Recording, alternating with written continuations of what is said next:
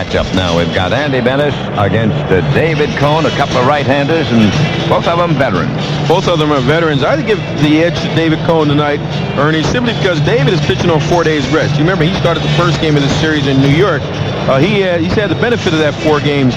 They're both power pitchers, and I always felt that in power pitchers, you need that 4 days rest when you get to this time of the season. David Cone probably throws 4 of the best pitches in baseball: fastball, curveball, slider, and he has a good split-fingered fastball that he throws, and he has a good changeup. He has very good control. He's around the plate. If he has one fault, it's probably he tries to throw all of his pitches early in the ball game and invariably goes deep into the count. Andy Bennis is more of the fastball slider pitcher. He's coming over new for the National League, and he said he's starting to turn his fastball over a little more, which gives him a different look, something that the hitters haven't seen before. Now, there's one other factor, Al. David Cone has had more experience in playoff games. He's had much more experience in postseason play, but again, we're talking about Federals. Andy Bennis is 28 years old, so he's been around the big leagues long enough. He didn't spend much time in the minor leagues. I don't think this is going to upset him at all. Well, we had a big cheer as the Mariners took the field here in the battle that will decide who will play the Cleveland Indians for the American League Championship. Indoors in Seattle, and Mr. Andy Bennis taking his tune-up tosses for the biggest game of his career that will get underway in just a moment or so. The Yankees will lead off with Wade Boggs, and then it'll be Bernie Williams, who's had a hot stick, followed by the number 3 hitter, Paul O'Neill. Setting the defense for you now for the Mariners at third base will be Flowers. Soho is at shortstop. Cora is playing second base. Tino Martinez will be at first. Wilson will be catching. Coleman is in left field. Griffey in center. And Buhner in right.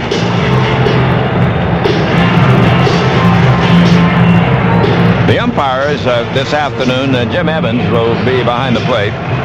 Dan Morrison will be at first base. At second will be Tim Welke. At third will be John Hirschbeck. Joe Brinkman moves down the line in left field, and the right field line umpire will be Rocky Rowe.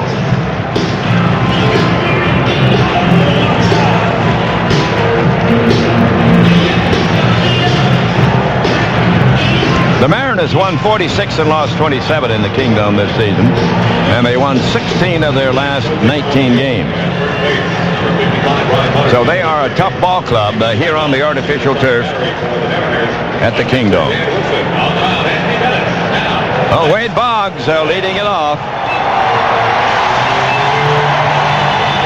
The veteran left-hand batting third baseman, hitting .357 in this series. He has 1 home run, and he's docked in 3 runs. Outfield plays him a little bit toward the left.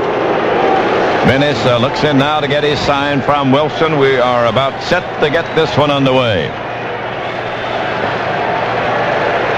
Boggs forward in the batter's box, digs in. Here's the pitch, and he takes it to strike. The crowd like that, starting off with a strike. Well, this crowd's very much into this ball game. They're picking up where they left off last night. Now the windup by Bennis. The pitch is a ball wide, and the count even on Boggs at 1-1 here in the first inning.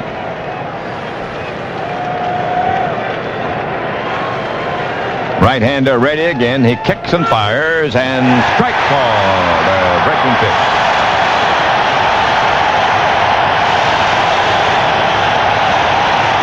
They're on their feet,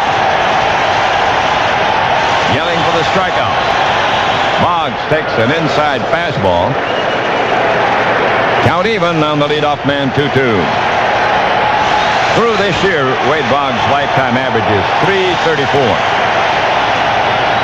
Here's the motion and the pitch. He swings and misses. Struck him out.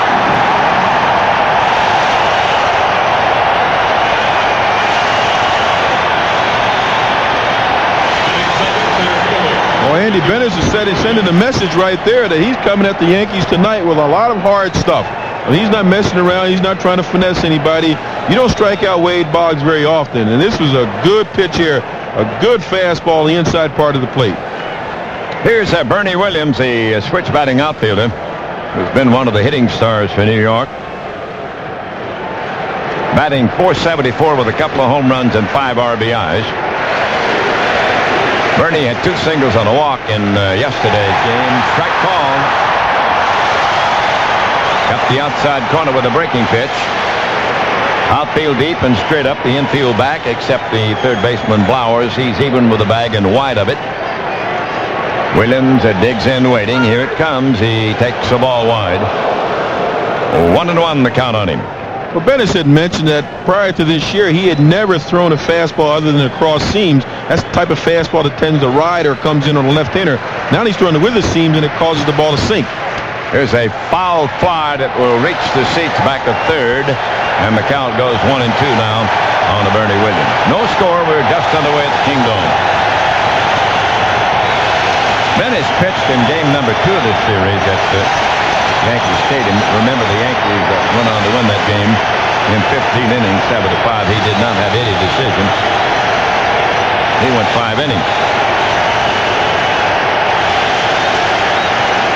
1-2 the count on Bernie Williams.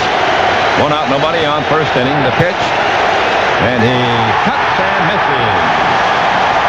2 men have come up, and 2 men have gone down on strike. Well, a lot of people tell you baseball is not a very emotional game, but you couldn't prove that tonight, could you, Ernie? No, sirree. This crowd is very excited. It's the first time in their 19-year history that they've had any postseason play to watch and to cheer about.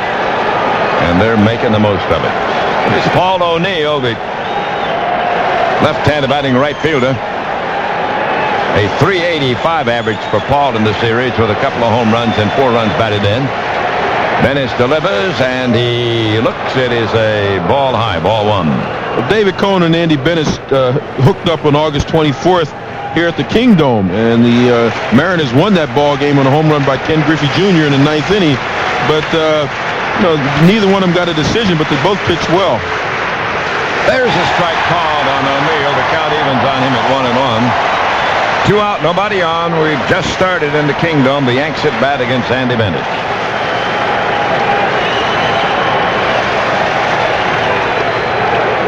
Jammed him and drove him back a little bit. The pitch in too close, 2-1. In the game yesterday, O'Neill had a couple of walks, a home run, and a single. He takes a half cut. He did not go. John Hirschbeck, when they checked with him, says no, sir.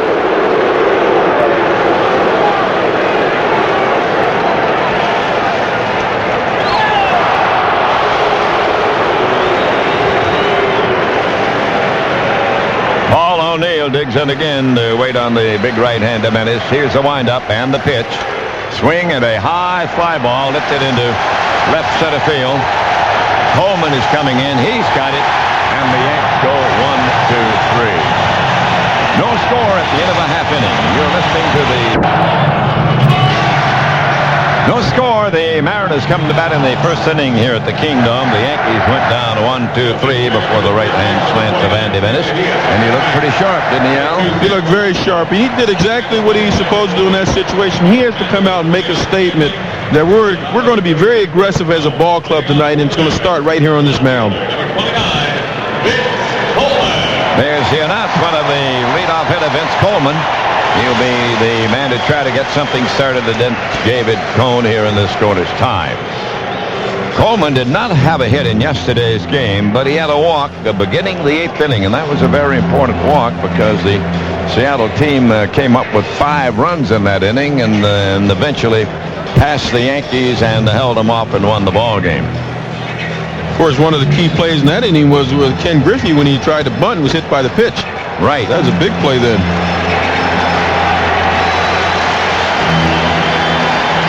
Well, each one of these teams has been a come-from-behind team this season. So anything is likely to happen here in this 5th and deciding game of the Kingdome. And you expect anything to happen. Right. Coleman getting ready to step in now. Cohn's still waiting on him. Vince is a switch batter. Native of Jacksonville, Florida. Went to school at the Florida A&M where he played the football. Hitting .235 in the series. 1 home run and 1 run batted in. And he swings on that first pitch and pops it foul. It'll be out of play. Ernie, I think when you talk to the two managers of these respective clubs, Buck Showalter of the Yankees and Lou Piniella of the Mariners, you get a sense of what has contributed to the success of these two clubs. These two fellas right here, you know, they're the leaders, and everything comes down from them, and the players reflect that. Strike one pitch from Cone to Coleman is a fastball in too close to count even now on the leadoff man. 1-1. No score in the first inning. David Cone, 32-year-old right-hander from Leawood, Kansas. One-time Cy Young Award winner. That was when he was at Kansas City. Now he pitches, and there's a fly ball lofted into left center field. And it is an easy catch for James, the left fielder. So there's one up and one away.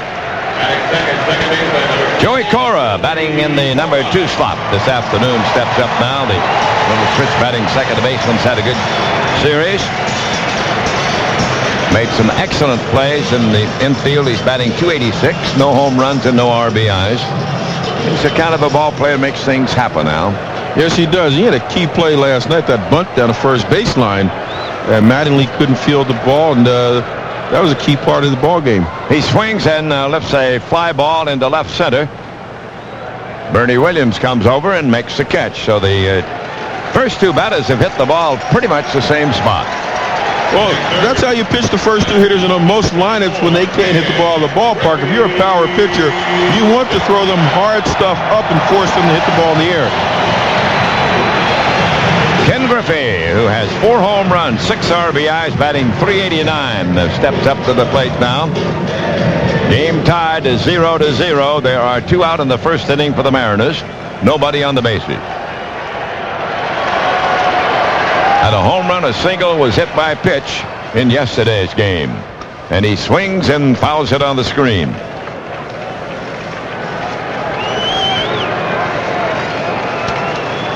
Griffey has matched the postseason record for most home runs in a division or league championship with 4.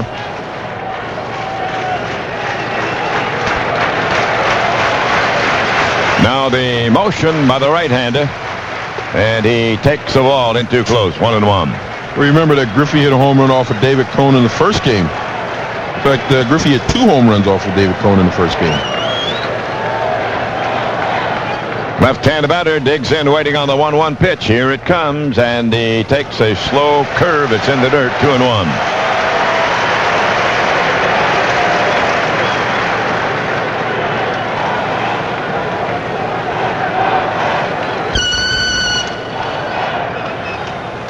Swing and a high pop-up into the infield. Boggs is there for now.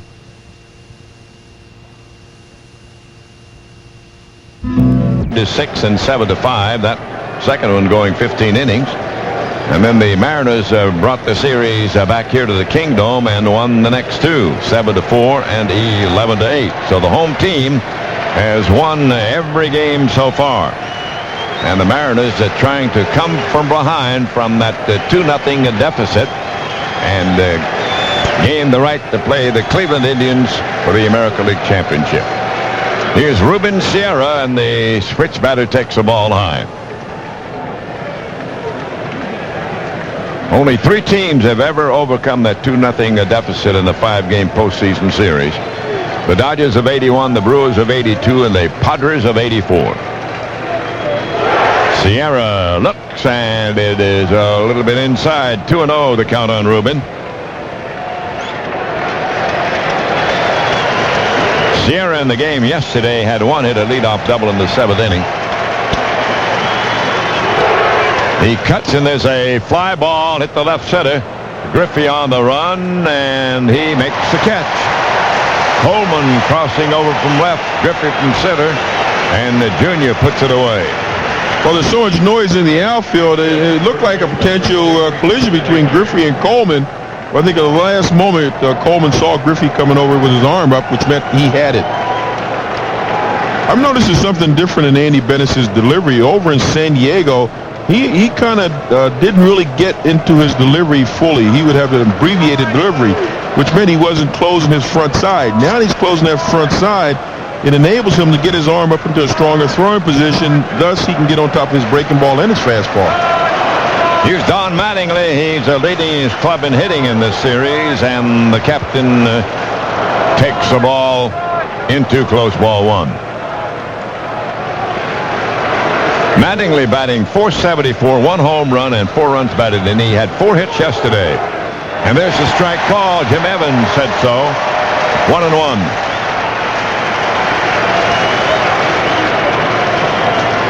No score if you just joined us. The Yanks hit bat in the second inning. The base is empty with a 1-man down. Mattingly fouls it away. Back behind the plate. 1-2 the count on him. Ernie, it's such a simple thing, but we talk so much about mechanics and pitching. But if a pitcher isn't able to use the full force of his body in throwing the baseball, then really you're only probably pitching at 75% of capacity. Pitch in too close, drives him back, and it is a 2-2 count.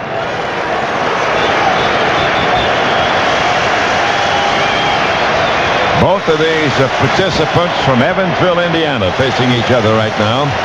Natives of that city. And Mattingly swings and fouls it away upstairs.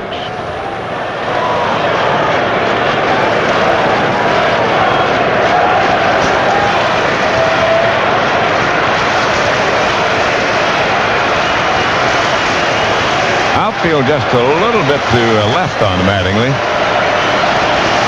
Cora playing a deep right second base back in right field. And Don takes the ball wide. It is a full count on him.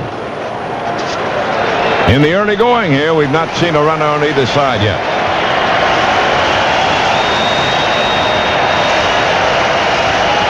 And DeBenis goes into action, delivers.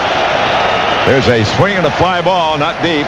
Hit the left field. Coleman drifting in. He's there. He's got it. And there are 2 down. Here's what Andy Bennis has done so far against the first 5 hitters. He struck out the first 2, and he's gotten the next 3 on fly balls. Well, it tells you something because those 3 were left-handed batters, and each of them hit the ball to left center field or around the left field. So they're not getting around on his fastball. Here's Deion James, who has only 1 hit in 10 trips in the series. No home runs and no runs batted in. Left-handed batting outfielder against the right-handed Bennis. And he hits a drive, a foul down the third base side. Strike 1 the count on him.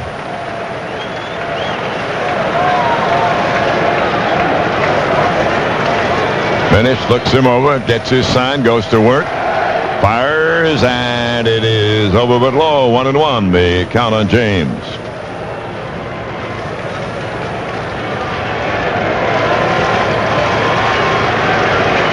Opens up that stance a little bit from the left side. Here's a pitch. He taps a foul back of the plate to the on-deck circle. 1-2 the count on him. Well, Deion James is a very unique batting style. He kind of rocks in the batter's box, and he's constant movement. And a lot of hitters like to sit still and just move their hands. He's kind of moving his entire body. He left the Yankees, went to Japan, played there a year, and came back. Deion backs off. The curve in close on him. Well, that's the 4-seam fastball that Andy Bennis can throw up and into a left-handed batter. Then he'll take the 2-seam fastball, throw it down and away, and it's a sinker ball. And that keeps the left-handed batter honest. Here's the pitch on the way, and he taps one toward first base. Martinez grabs it and tags the batter coming down the line for the out.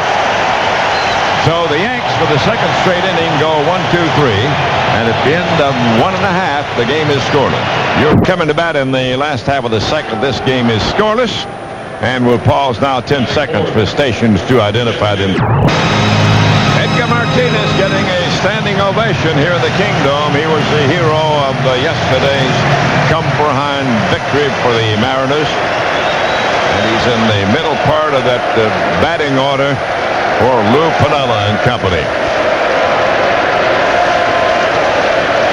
Batting at even .600 with 2 home runs, 8 RBIs. He had 2 home runs yesterday and knocked in 7. There's a swing and a miss by Edgar from the veteran right-hander David Cone. Outfield deep and straight up on him. He stands way back in the batter's box. Right-hander against the right-hander. Game scoreless, second inning. And Martinez takes the ball low, 1-1. David Cone's very tough on right-handed batters simply because he throws everything out of the same delivery, but he has a good fastball, a good slider, a good curveball, and a good straight changeup.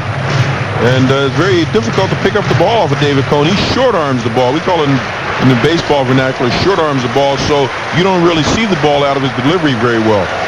1-1 count on Edgar Martinez, and Edgar takes a fastball over but low. 2-1 the count on him.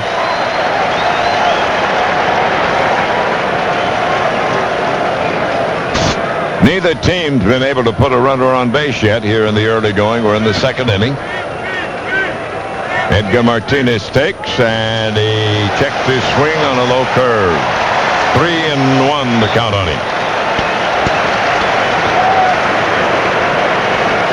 Mariners went out 1-2-3 in the opening inning on a couple of fly balls and a pop-up to shortstop. Now the 3-1 pitch to Edgar Martinez. He takes a strike. It's a full count on him.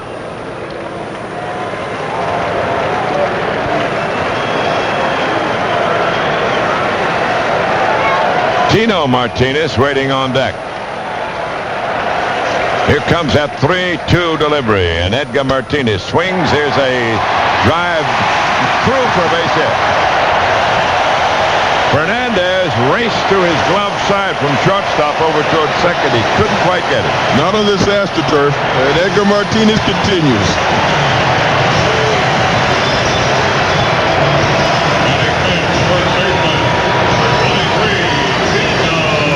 Tino Martinez. Well, you get into the thick part of this batting order. They've got Griffey batting at .389. Edgar Martinez started today at .600. Tino at .368 and Buhner at .421.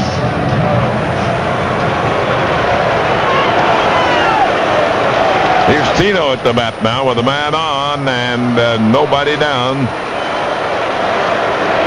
Tino Martinez hitting .368 per series. He takes a curve at low ball 1. Tino has knocked in 5 runs. He's had 1 home run. Infielded double played up for the Yankees.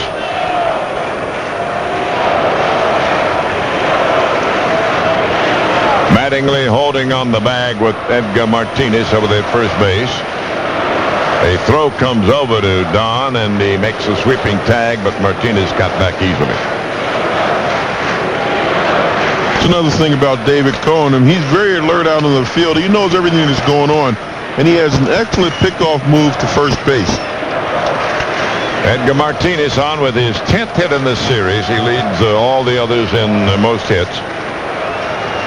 Mattingly is second. Don has 9, but he was retired his first time up on a fly ball to left. No score. We're in the second inning. 1-0 pitch to Tino Martinez. Edgar goes. There's a foul out of play.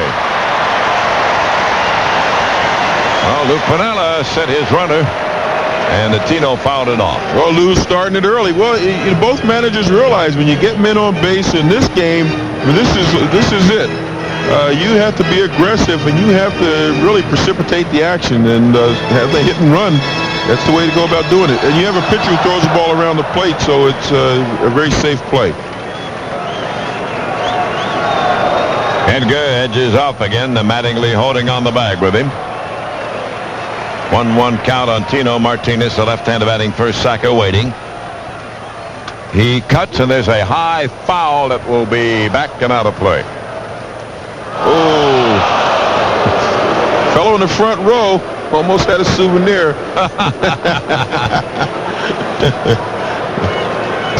Almost.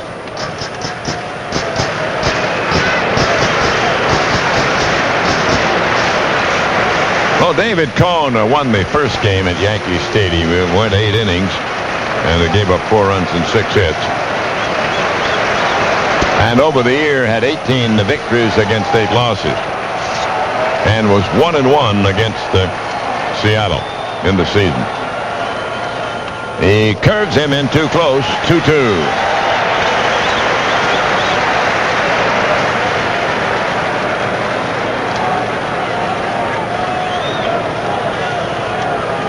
The winner of this one plays the Cleveland Indians.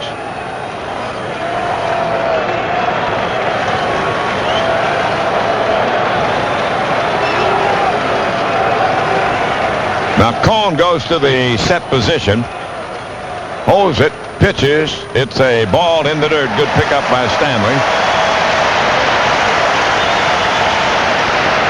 Interesting interviews, Al, that you had with Stanley and with Wilson, the 2 catchers, and the indication seemed to be that they were ready. They were ready, and I was quite interested to hear that neither one of them had caught either pitcher extensively, but they felt very comfortable in handling them under these circumstances.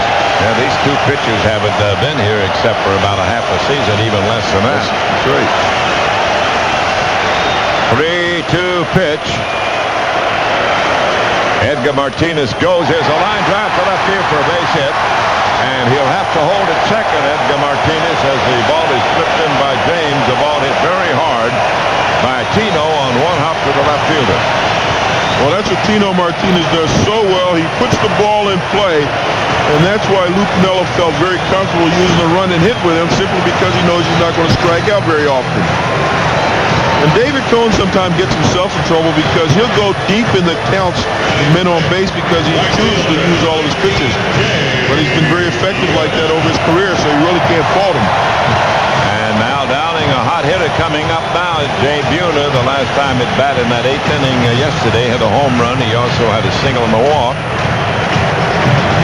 Jay batting .421 in the series. He'll keep that infield in double play depth. Open stance hitter, stands very deep, likes to move that front foot back into the pitch. Here's the set by David Cohn. The runner's edge off. No score in the 2nd inning. There's a strike called. He took a curve. Mattingly's going to be wide of the bag and about even with it over there at first base. Edgar Martinez, the runner at second for Seattle. The man at first is Tino Martinez. Game scoreless in the Kingdome, the 5th and final game of the division series. Buhner digs in to wait on the next one. Buhner takes a ball that hits in front of the plate and scrambling around behind the plate and blocking it is Stanley. That was a tough one to handle. That was a very good play by Mike Stanley. I mean, it was a breaking ball in the dirt, and Mike Stanley just threw his body down to smother the ball and really keep Edgar Martinez from going to third base. The ball bounced in front of home plate, actually. Outfield bunching Jay Buhner up the middle.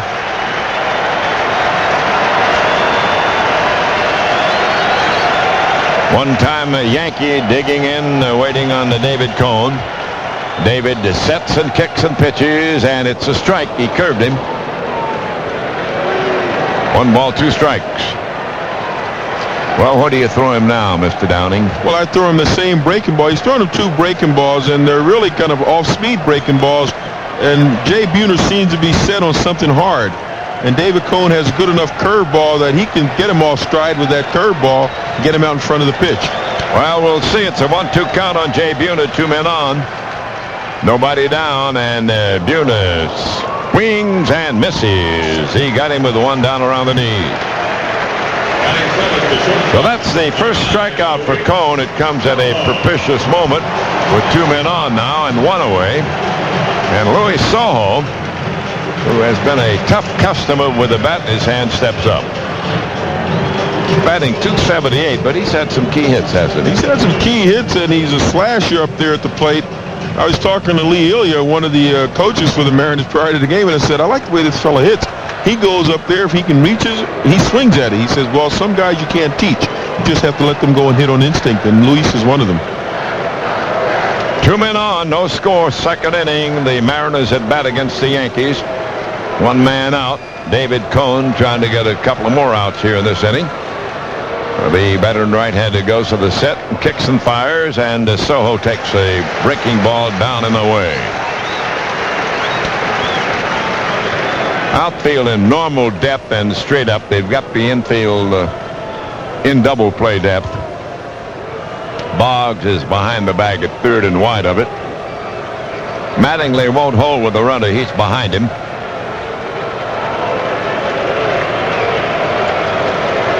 Cone to the set. He pitches, and a curve low. It bounds away from Stanley. The runners move, and they advance to third and to second. Edgar Martinez to third. Tino Martinez to second. Well, once again, that's a David Cone breaking ball. He has a tendency to bounce it in the dirt a lot. The catcher has to be alert. And here he bounces that hard slider in the dirt. Mike Stanley does everything he can just to get in front of it and block it, but he couldn't keep the ball from going behind him and the runners from advancing one base. And that wild pitch now gives the Mariners a pretty good scoring opportunity. Runners at second and third and 1 man down. Well, last night in the 8th inning, Luis Soho was sliding into second base for what turned out to be a 5-4-3 double play. And the second baseman, Randy Velarde, in completing his pivot, stepped on his right wrist. But he got it taped up, and he said he feels great. Right-hand batter waiting on the right-hand pitcher. Cone delivers, and there's a pop-up foul over near the seats. Here comes Mattingly, and he won't get it. It's just behind the Yankee dugout.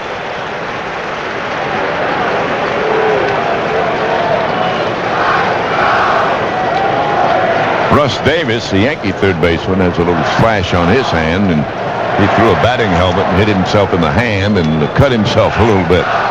But he's ready for action if they need him. And he has no one to blame but himself. Right.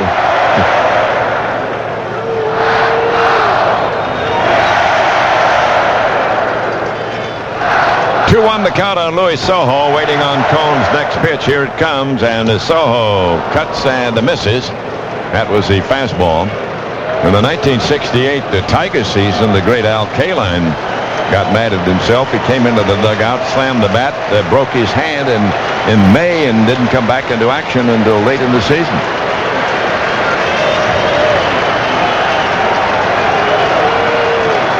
Two-two pitch to Luis Soho. No score in this game in the second inning. He cuts and misses. That was a fastball up around the shoulder, and he took a swing at it. Well, Cone has come out with 2 strikeouts here after the first 2 batters registered singles. Well, David Cone is a strikeout pitcher, and he'll get you looking for a breaking stuff down and then throw you that high fastball above the belt, and you really can't make that adjustment quickly enough. Now it'll be Dan Wilson, who's hitting .071. He has no home runs and 1 run batted in. Right-hand batting catcher from Cincinnati. Wilson got a single his first time up in the game yesterday. Came in the second inning. He's up now in the second, and the scoreless tie. Runners at second and third and 2 down. And he fouls it away. Going for the first pitch, he fouls it back in the seats.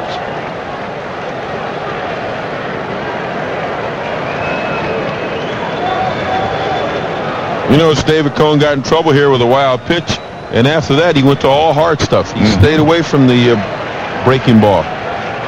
Not that he won't throw it again, but I think he's going to wait a while. Strike 1. That's the count on the number 8 batter Wilson. Cone to the set position, delivers. There's a foul out of play. Mike Blowers had been dropped down to the number 9 spot. He's waiting on deck. Blowers has struggled considerably, and he's left a lot of men on base. And I think Lou Piniella really doesn't want to destroy his confidence by taking him out of the lineup, so he just keeps moving him down. 2 strikes on Wilson. Cone trying to get a third one now to keep these runners stranded. Here's a pitch. He takes a curve high and wide. Mariners, no runs, 2 hits, no errors. Yankees, no runs, no hits, and no errors.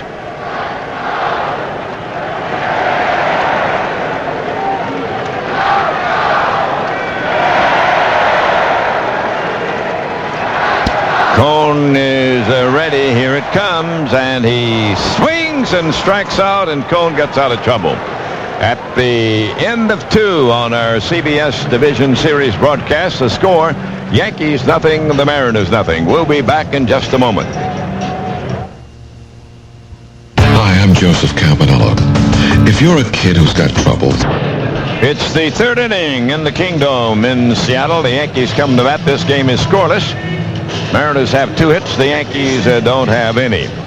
By the way, the Mariners and the Yankees have broken the record for most combined home runs in a postseason series. They have hit 19 home runs. That broke the old mark of 17 set by the Brooklyn Dodgers and the New York Yankees in the 1953 World Series, when Brooklyn hit 8 and the Yankees hit 9. But right now it's a pitcher's game in the early going. No score, 3rd inning. Stanley at the plate, right-hander against the right-hander. Mike batting .333. He has 1 home run and 3 RBIs in the series. Stands very deep, young man from Florida.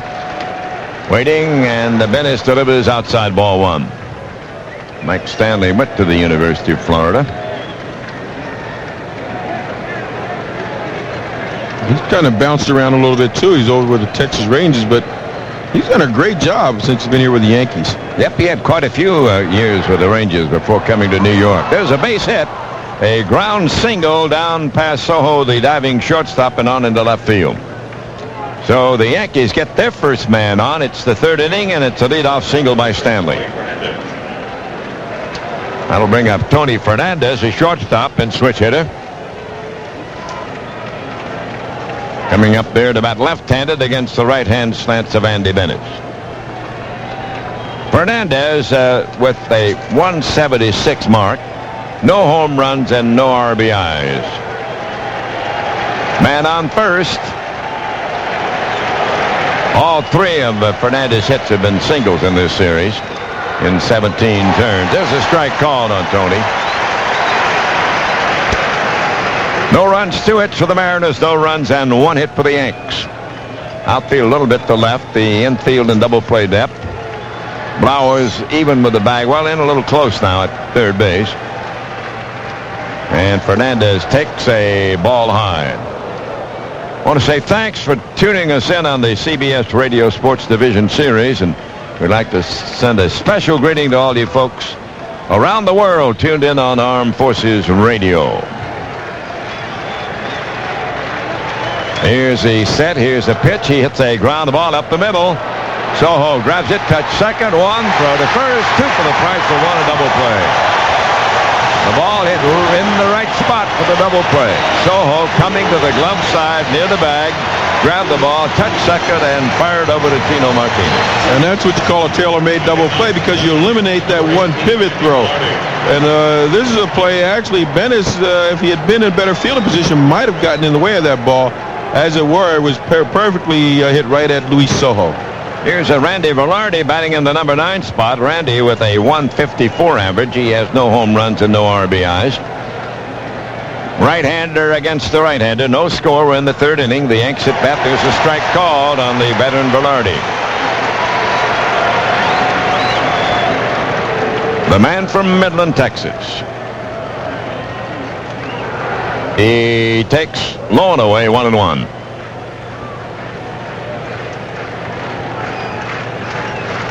Velarde's another fellow who's done an excellent job for the Yankees. He's moved around second base, short, third, left field, and he's played them, and he's done a good job out there playing those various positions.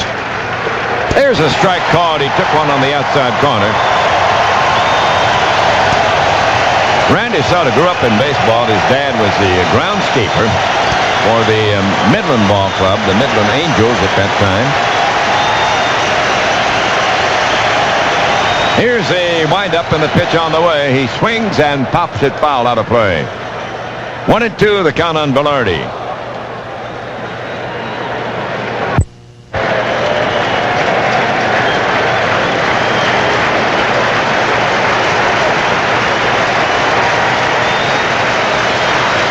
Right-hander digs in again now. Crowd on its feet. Here's the pitch. He fouls it away on a check swing down the first base side.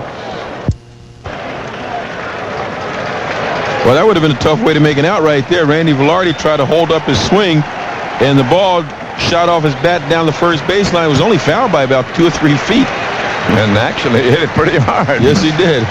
I guess Bennis gave him a little velocity with his delivery. Well, anytime you try to come inside on a batter, you do try to throw your fastball a little harder.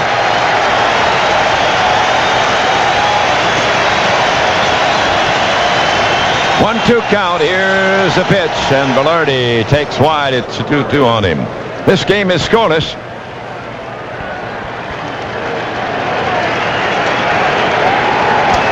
It's about the type of game you'd like to see in a championship game. 5th game of the American League Division Championship Series. Here's the windup and the pitch on the way. He takes strike. God, he stood there like the house by the side of the road and watched it go by. At the end of 2 1/2, the game is scoreless. You're listening to the Division Series from CBS Radio Sports. Well, the crowd here, 57,000, reacting to the mascot of the Mariners, the Moose, who busted himself up yesterday in an accident. Riding back of the tractor, he hit the barrier, busted his leg, and he came out on crutches on top of the Mariner dugout, and then after the music came up, he went into a spirited dance. So I guess that's supposed to be indicating the spirit of the Mariners here, Al Downing. Well, either we have an imitation moose, or the moose is a quick healer. One or the other, but everybody was sympathizing with him, and then he begins to really do his act. Well, Mike Flowers will lead off for the Mariners. He has 2 for 13. He got a hit his last time up in the game yesterday. Dropped down to the number 9 spot in the batting order by manager Lou Piniella. Flowers batting 154, faces David Cone. No score last half the 3rd. And Mike looks at a strike on the outside corner. Edgar Martinez and Tino Martinez have the 2 Mariner hits. Back-to-back singles in the 2nd. Mike Stanley led off the Yankee 3rd with their only hit, a single. Cone checks his sign with Stanley, winds and deals, and he painted that outside corner with another one, 2 strikes. Mike Blowers hit 23 home runs, drove in 96 runs this year. But he's the type of power hitter that basically he looks for you to make a mistake on the inside part of the plate. And David Cone is not going to do that. He's going to keep that slider out over the plate. It's going to make it very difficult for Mike Blowers to have any success. Strike 2 pitch to Mike. And it's a high, hard one wide. He waits to that one, 1-2.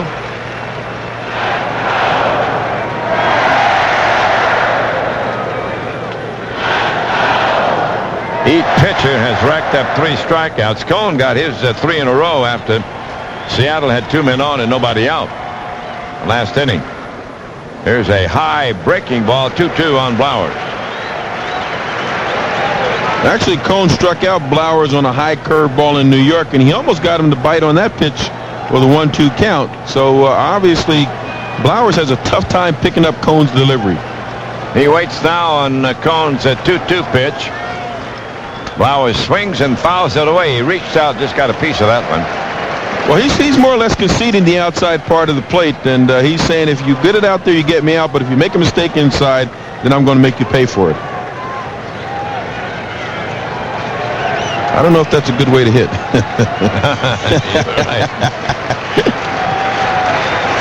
David Cone, the 32-year-old right-hander of the Yankees, goes into action now. 2-2 pitch, and he took it inside, full count. Let's pause 10 seconds for stations to identify themselves on the CBS Radio Network. The voice of St. Louis.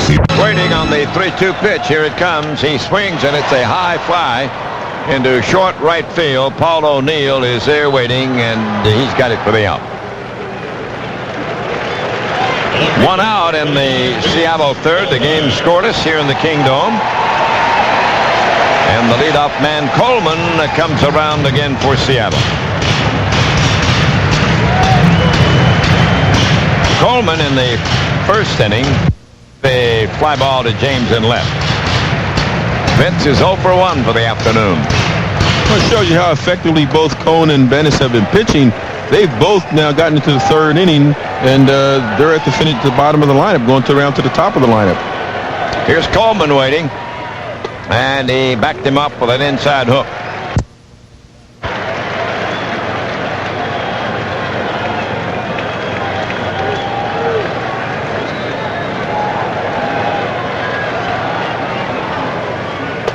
There's a strike called. 1-1, they count on Vince Coleman. Ideally, Ernie, you want to go through that lineup every 3 innings. If you do it frequently than that means you're pitching in a lot of trouble. Coleman came to Seattle the middle of August from Kansas City. Started out with a 4-game hitting streak. He got adjusted right away. There's the ball outside.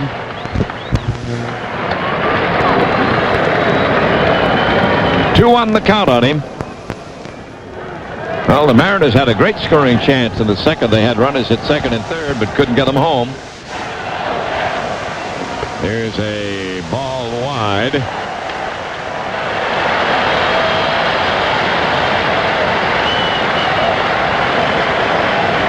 And Vince Coleman, like a lot of good leadoff hitters, also works the count very deeply on the pitcher.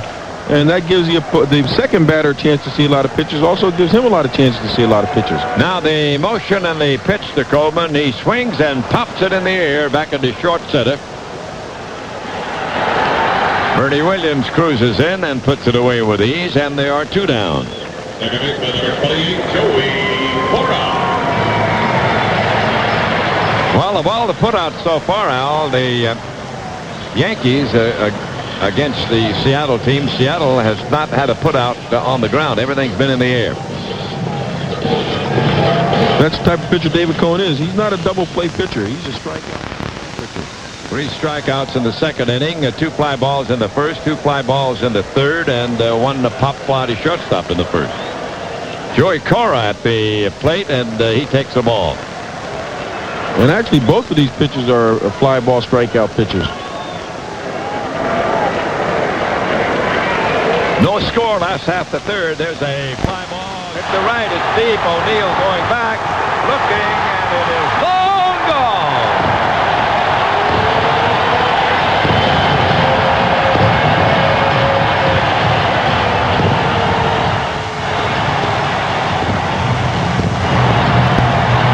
Joey Cora hits his first home run of the series and puts the Mariners on top, 1-0 in the third.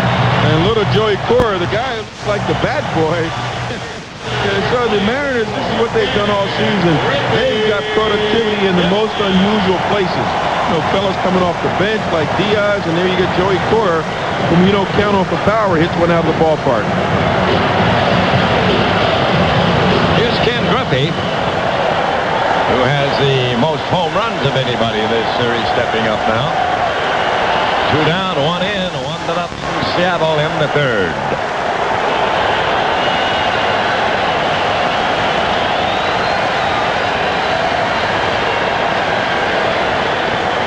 Strike called on Griffey. That was a good fastball. That was a fastball right at Griffey's right shoulder, right at his hands. And that's a good place to throw when you're trying to tie a batter up or jam him. Griffey cuts and misses, and 2 quick strikes on him. Down toward the bullpen in right field corner. 1 run, 3 hits for the Mariners, no runs and 1 hit for the Yankees.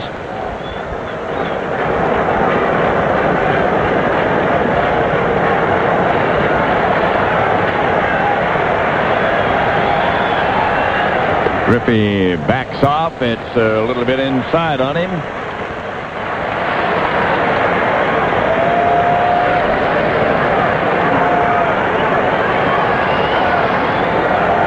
David Cone checks his sign with the Stanley. His catcher goes into action. Here's a windup. Here's the pitch. Griffey looks. It's a low one in the dirt.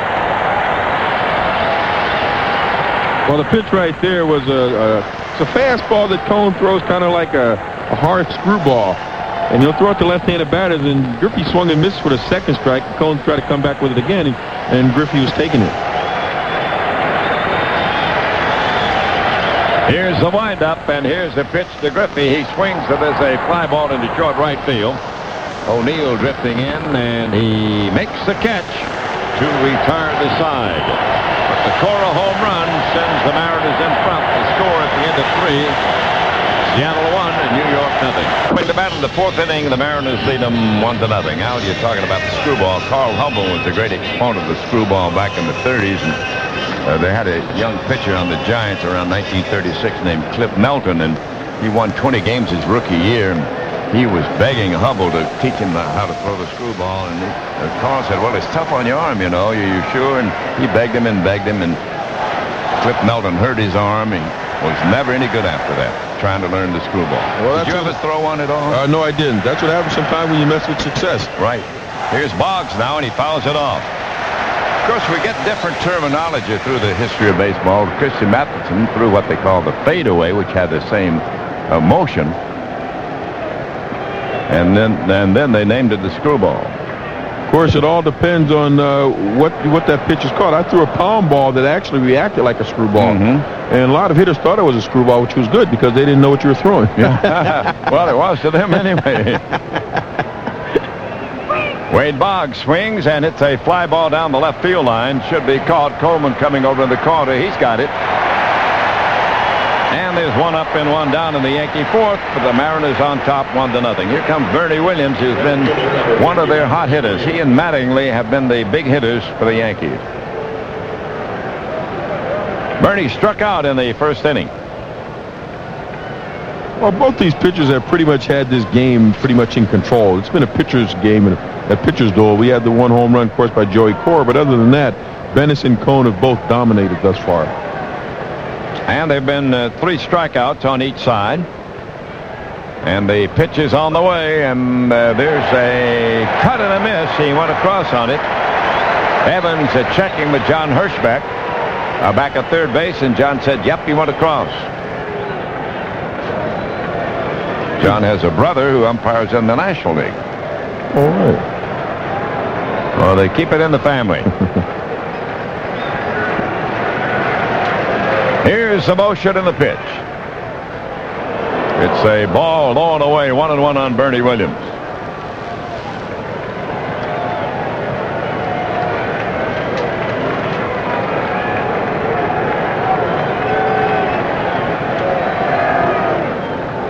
Here's a breaking ball in the dirt.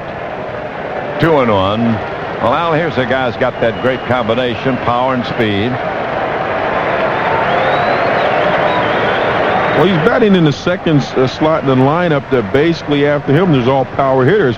So you don't really get to utilize your speed on the bases except when you're at the bat and you hit the ball at the gap usually.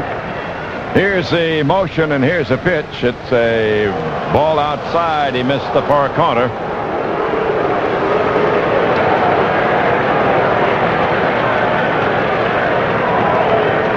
I think if there's one thing that the pitchers on both teams have complained about in this series is that a lot of them didn't feel that they were getting the pitches down and away. There's a low one, and it's a base on balls. That will be the first walk by either pitcher. Bernie Williams draws a pass, a man on and a man out for the Yanks. And Paul O'Neill, always a dangerous hitter, stepping up. Well, Andy Bennett's got a little tentative in that time at bat right there to Bernie Williams, and that's always a dangerous sign when you're facing a lineup full of power hitters, because then it means in order to get back into the game, you have to start getting aggressive, and chances are you become very vulnerable. Infield in double play depth. O'Neill at bat with the man on and the man out, and the Mariners lead the Yanks 1-0. We're in the 4th inning in the Kingdome. Toss over to first base, but back in time is the runner, Bernie Williams. O'Neill, a very stylish-looking hitter. He reminds me a lot of Mickey Vernon. A lot of little wasted motion. I mean, it's like a very routine, very elementary type swing. And one thing about Andy Bennis, Bennis is 6'6", and it takes him a long time to make his delivery to first base.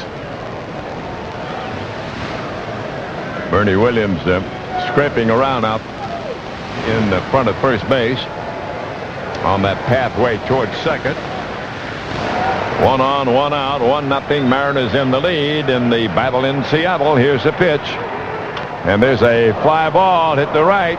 It is deep, and it is long gone. A two-run homer by O'Neill. And Williams will score in front of him, and the Yankees take the lead 2-1. Well, just like we talked, Ernie, you know, you get a little careful there, and you get too cautious. And next thing you know, you say, I have to throw a strike, and you wind up throwing a strike in a good hitting area. And this Yankee ball club left-handed batters are very strong. Well, the walk and then the home run, and that turns the game around. 2-1, the Yanks on top. So these two teams have exchanged home runs. The difference is that the walk preceded the Yankee home run. Here's Ruben Sierra against Andy Bennett. And Ruben hits a drive to center. It's deep. Going back is Griffey, and he makes the catch for the out.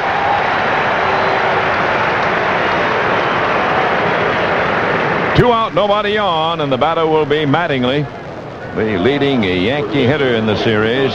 First time up, he flied to left. Mariners have 1 run, 3 hits, and the Yanks have 2 runs and 2 hits. A great wave of silence greeted that O'Neill home run here in the Kingdom. Well, it's somewhat of a shocker, I guess. Yep. He takes a fastball high, ball 1.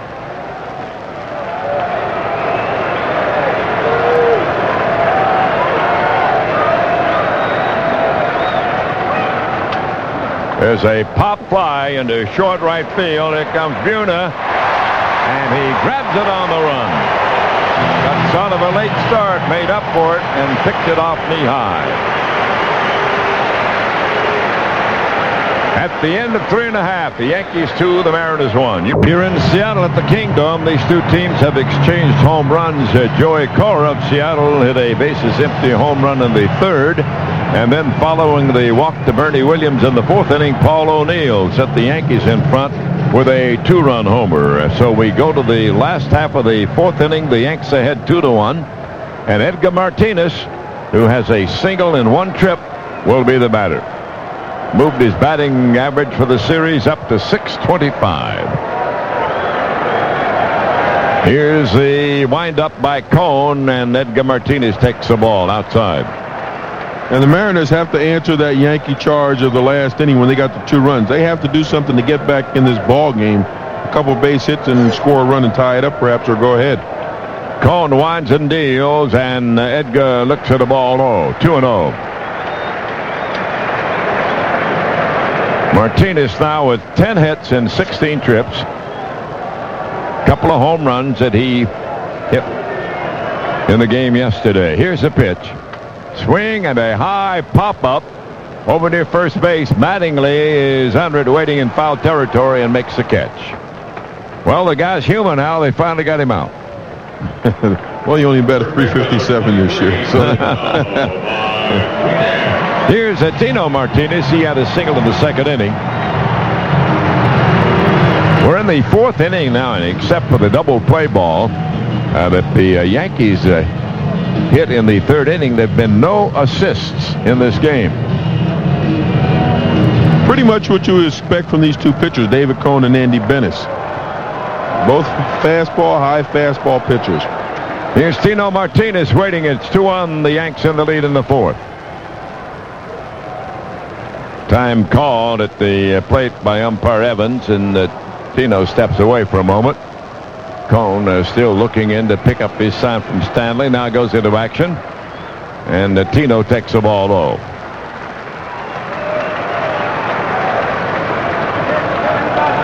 Mariners left a couple of guys on in the 2nd. The Yankees have not left anybody yet.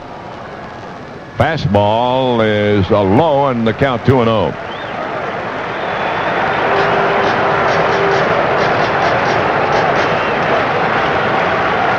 Mariners beat the Yanks 9 victories to 4 during the regular season. There's a strike called on Tino Martinez. And they handled the Yankees pretty good here in the Kingdom. They won 6 out of 7 against them. I'm sure a lot of fans are wondering why Tino didn't swing at that pitch. When you're a hitter, you have the count in your favor. You look for a pitch in a certain zone as long as you have less than 2 strikes. He swings on this one and lines one foul back toward the seats.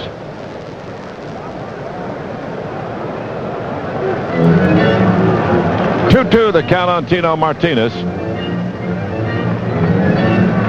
After Tino, the Mariners send up Jay Buhner.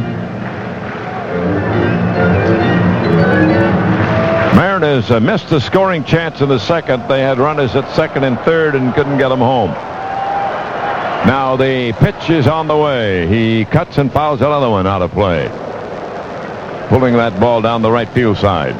Well, just a straight changeup, and that's a very effective pitch utilized by David Cone against left-handed batters. He gets him looking for the hard stuff. He throws him a straight changeup, and invariably the batter's out in front.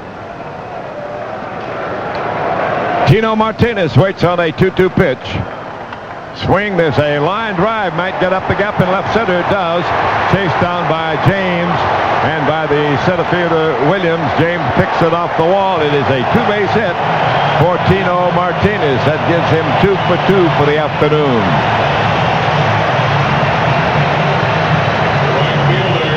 Man in scoring position, just like you said, Mr. Downing. This has been a very enlightening series for me, Ernie, simply because I've gotten a chance to watch Ken Griffey. We knew what he was like, and we found that he was better than we thought.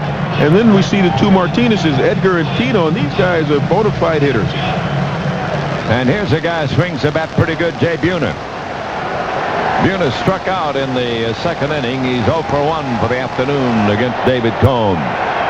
Tying run at second base, 2-1 Yankee lead. The Mariners at bat in the fourth inning with one man down. Cone takes a look toward second, straddles the slab, and that's about what happens.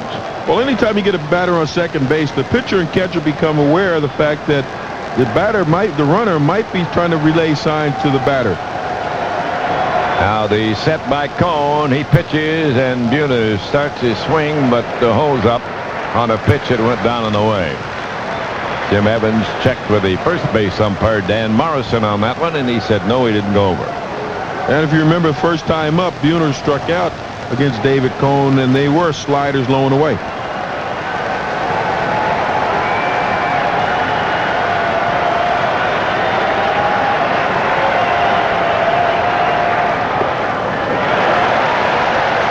Low and away again, 2-0. Buhner's been quite a fixture here, traded from the Yankees for Phelps. It's a good trade. He's matured as a major leaguer right here in Seattle. He's done an excellent job for this organization. Waiting on the 2-0 deliver now is Buhner. And he takes the ball low. It gets by Stanley, and on to third will go the runner, Tino Martinez.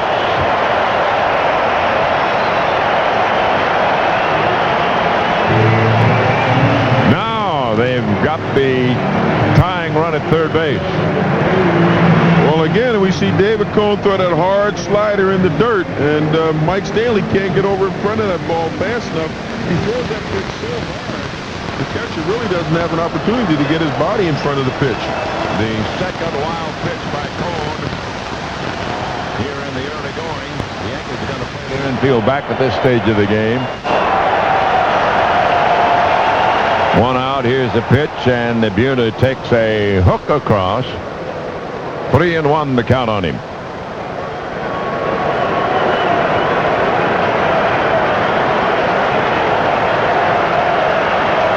Regular season, he knocked in 121 runs, a new Mariner record. Now Buhner swings, and there's a drive to left for a base hit. The run will score, and the game tied 2-2. Tino Martinez crossing the plate on the single by Jay Buhner. He broke his bat, but the ball got over the infield and into left. Well, he broke his bat, and he also moved up towards the pitcher on that pitch. And he says, I'm moving up, I'm going to get that breaking ball before it starts into its break. 2-2 tie in the fourth. The man on and the man out, and Luis Sojo, who struck out the first time, will bat again.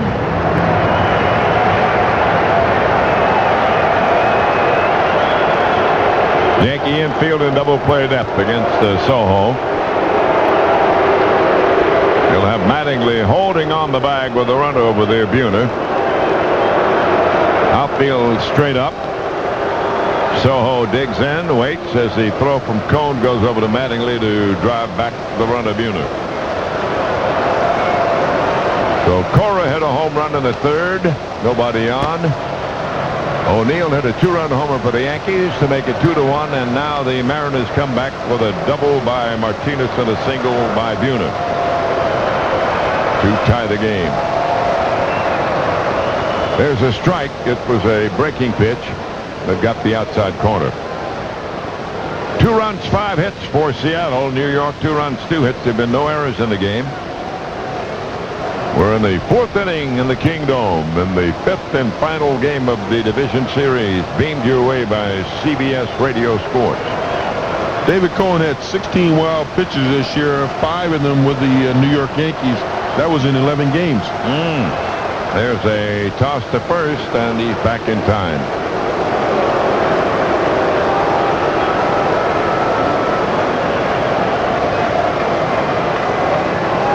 The winner of this one plays the Cleveland Indians for the American League Championship. There's a loop into the glove of Velarde. Little humpback liner off the bat of Soho, and Buhner has time to get back to first base to avoid the double play. Dan Wilson, who struck out to end the 2nd inning, will be the batter.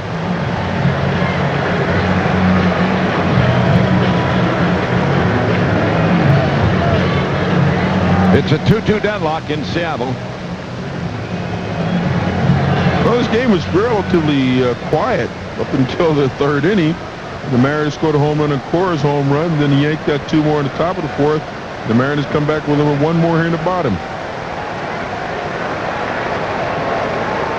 Here's a ball outside.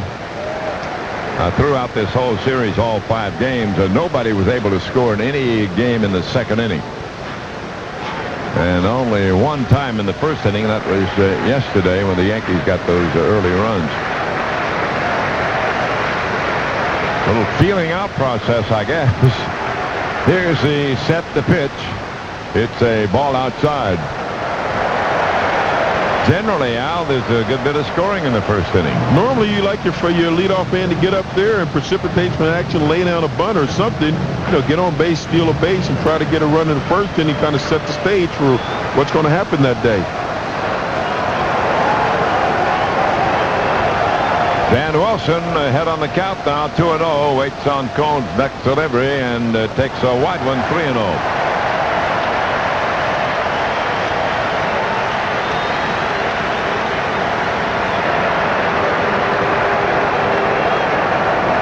Now, Cohn's getting himself in a precarious situation because the batter on deck, Mike Blowers, really battled him the last time before he popped up the right field.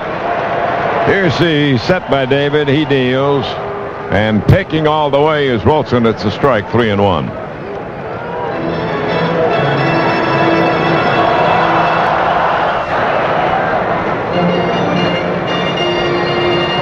Every game in this series drawing more than 57,000 paid admissions.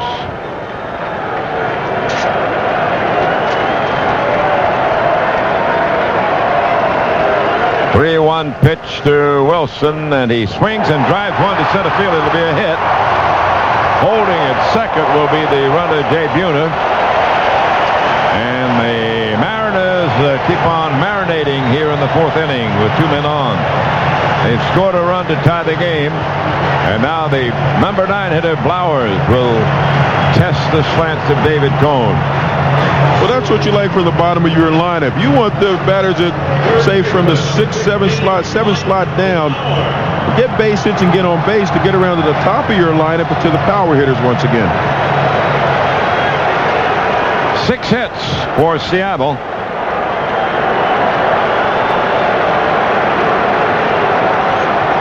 If you keep that pitcher in trouble, Ernie, consistently throughout your lineup, there's no let up.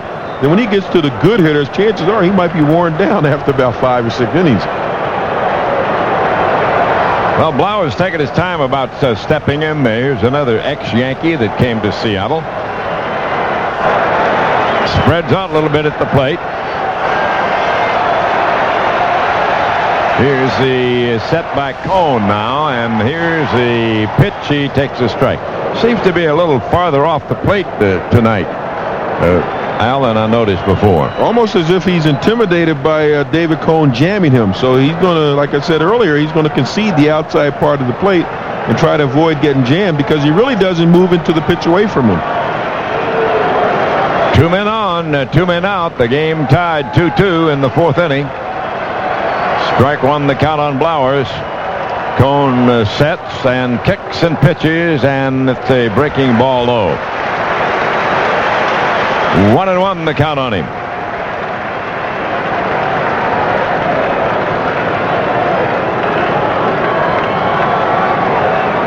He steps away now, gets back in the batter's box.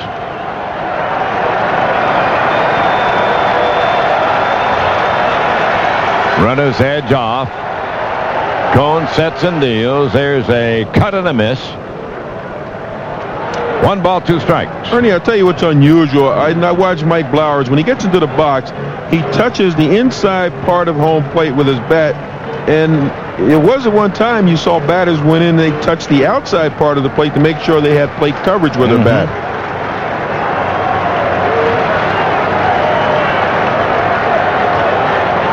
Well, he's taking his time getting in, adjusting his batting glove. Now digs in, bent at the knees. Cone looks him over, gets a sign, ready to go to work. Here's the turn and a no throw as Cone looks at second and Buhner goes back. Buhner's on second, Wilson's on first. The Mariners have scored a run here on a double by Tino Martinez, a wild pitch, and a single by Buhner to tie the game.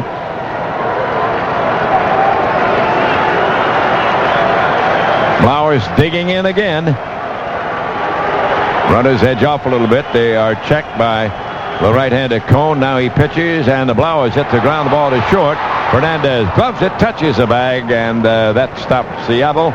But they get a run. And on our CBS Division Series broadcast, at the end of 4, it is a tie game, 2-2. Inning with a 1 out. Tino Martinez double, went to third on a wild pitch and scored on a Jay Buhner single. So that's the story here at about the halfway mark in the battle in Seattle at the Kingdome. Deion James will lead it off for the Yanks. He has bounced to first his only time at bat against Andy Bennett, the veteran right-hander. Fires, and it's a strike call.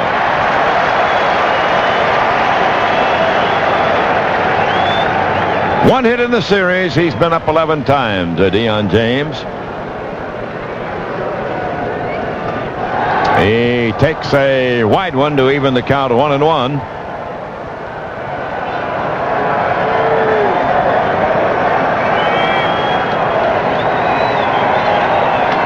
Swinging a ground ball to first base. Tino Martinez makes the play unassisted. 1 up and 1 away. That'll bring up Mike Stanley. I'm sure a lot of people are wondering why they keep Deion James in the lineup if he is 1 for 11.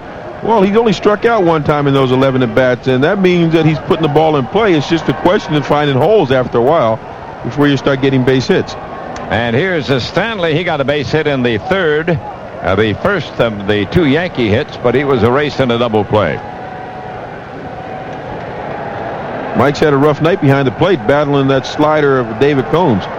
The Yankees, as yet, have not left a man on base. Bennett delivers a ground ball to third. Blowers gloves it, fires across the diamond to Tino Martinez to the out. So 2 infield outs here in the Yankee 5th inning in this 2-2 deadlock. CBS Radio sports coverage of the Major League Baseball postseason continues next week with the American League and National League Championship Series. Jerry Coleman and Jim Hunter will be in Cincinnati for the brave Cincinnati Reds on Tuesday evening. That's 7:50 airtime. And in the American League, we're sort of waiting around to see what's going to happen here and see which team will meet the Cleveland Indians. Here's a strike called on Tony Fernandez. CBS will be wherever it will be, and Jeff Torborg along with John Rooney will bring you the action in that one. It'll be 7:50 Eastern. Here's a fly ball hit up the gap in right center. Buhner on the run, and he won't get it. It's past him. Now backing him up is Griffey, and digging into second with a double is Fernandez. A 2-out double for the Yankees. I don't think Jay Buhner picked up that ball off the bat because he didn't run as if he had seen it. Usually the outfielder runs to the spot and tries to play the ball accordingly. He was kind of like just feeling for that ball. Griffey had to play it on one hop. But that's part of playing in the dome. If you don't get the ball off the bat, a lot of times you just don't find it. And Wilson goes out now to talk with his pitcher. Man on second, he represents the tie-breaking run for the Yanks. Tony Fernandez, and Velarde will be the batter. He took a called third strike to end the third inning.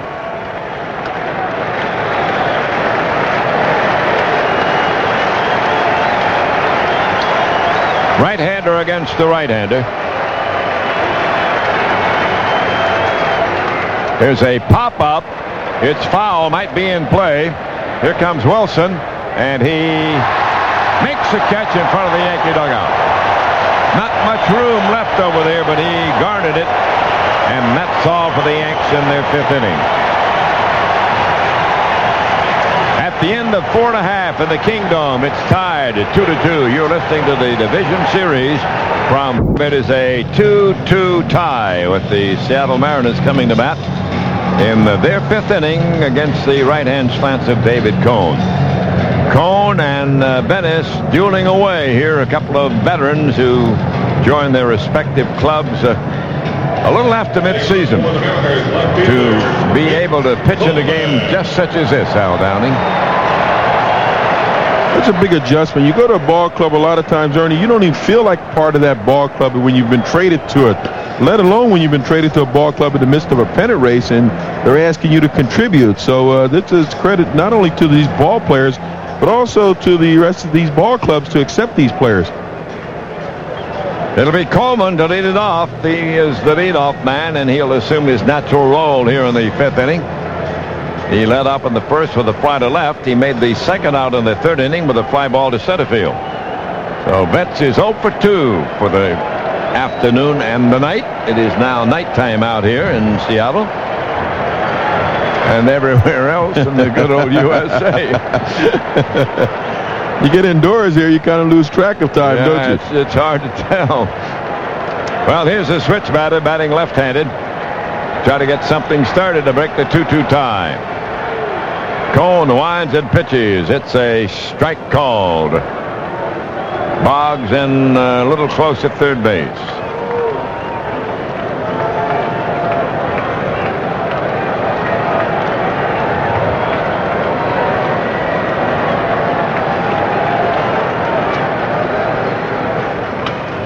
There's a little looper in the air to Fernandez, the shortstop, and he takes care of it with his glove. One up and the one down, and the Yankee fielders still do not have an assist, and we're halfway through the game. Here's Joey Cora, who got him on the board. They got the first run in with a home run into the right field seats. David Cone's done an excellent job of keeping Vince Coleman off the bases because he is the bona fide base stealing threat in that lineup. Keep him off the base makes your job a little bit easier.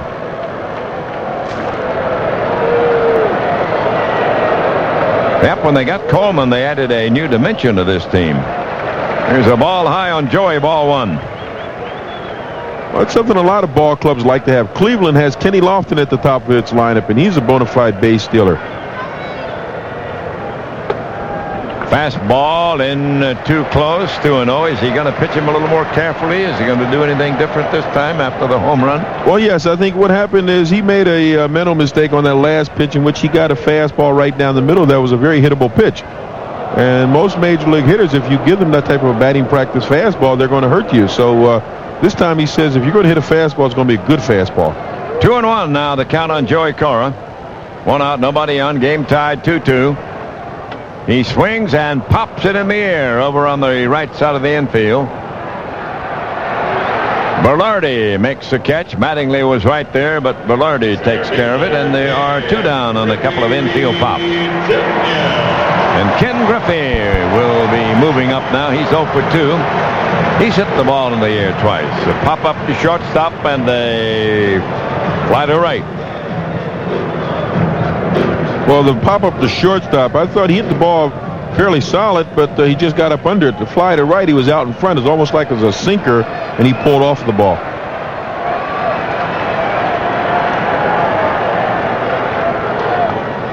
Been 4 infield pop-ups already caught by the Yankees in the early going. Griffey takes a strike.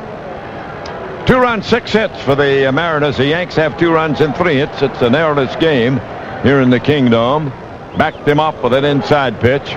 1-1. This copyrighted broadcast presented by the authority of the Commission of Baseball. Griffey looks. There's a strike on the inside corner.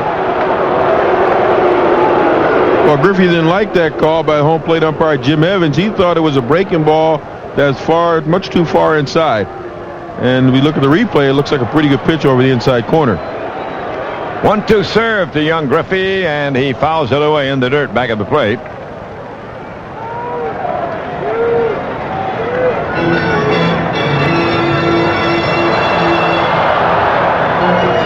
Mariners got their first run in the third, added their second in the fourth. The Yanks got theirs both in the fourth inning, a couple there on the home run by O'Neill. Griffey waiting. It's a 1-2 pitch. Curve backed him off, missed the inside corner. 2-2.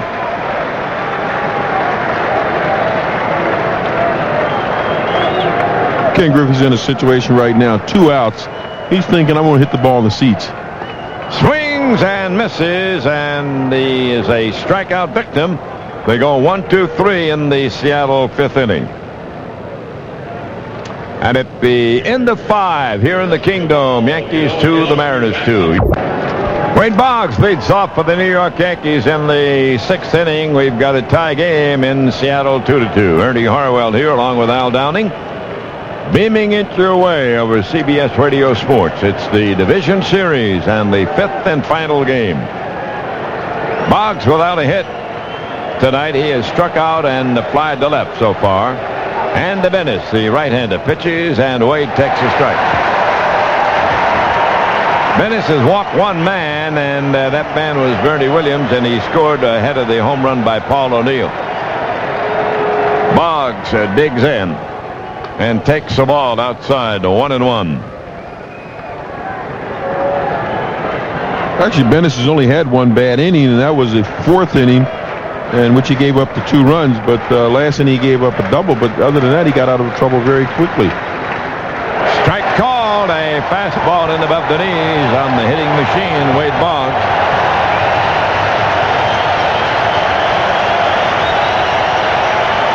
He led the Yankees in hitting this year with a .324 average. Swing and a foul. He got a piece of it and drilled it foul back at the plate. Bennis has walked 1 and struck out 3. He's not had a strikeout since the 3rd inning. David Cone has walked none and struck out 4. 3 strikeouts in the 2nd and 1 in the 5th. Boggs swings and lifts a foul out of play.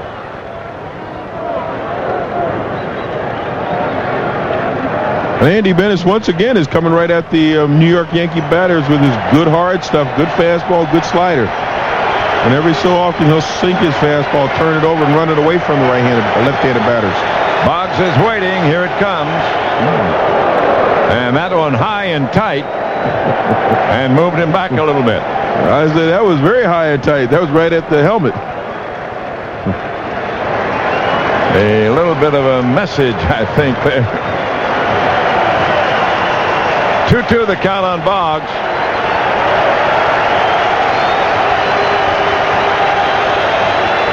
Strike called. He is out for excessive window shopping. He looked at 1 too many. Bennis gets his 4th strikeout. Well, I don't know if that 2-2 pitch was a purpose pitch, but I'll tell you, there's a type of pitch that's thrown right at your head. That'll make you think a little bit, make you think twice about jumping out over the plate. And Bennis comes back and throws him a pitch on the outside part of the plate, a good slider, and Boggs takes it for strike 3. Here's Bernie Williams. He has struck out and walked, and after his walk, he scored on the home run by O'Neill. Switch batter batting left-handed, and the center fielder looks at a ball inside, ball 1. 1 out, nobody on. The game tied at 2-2. Rocking into the later stages now.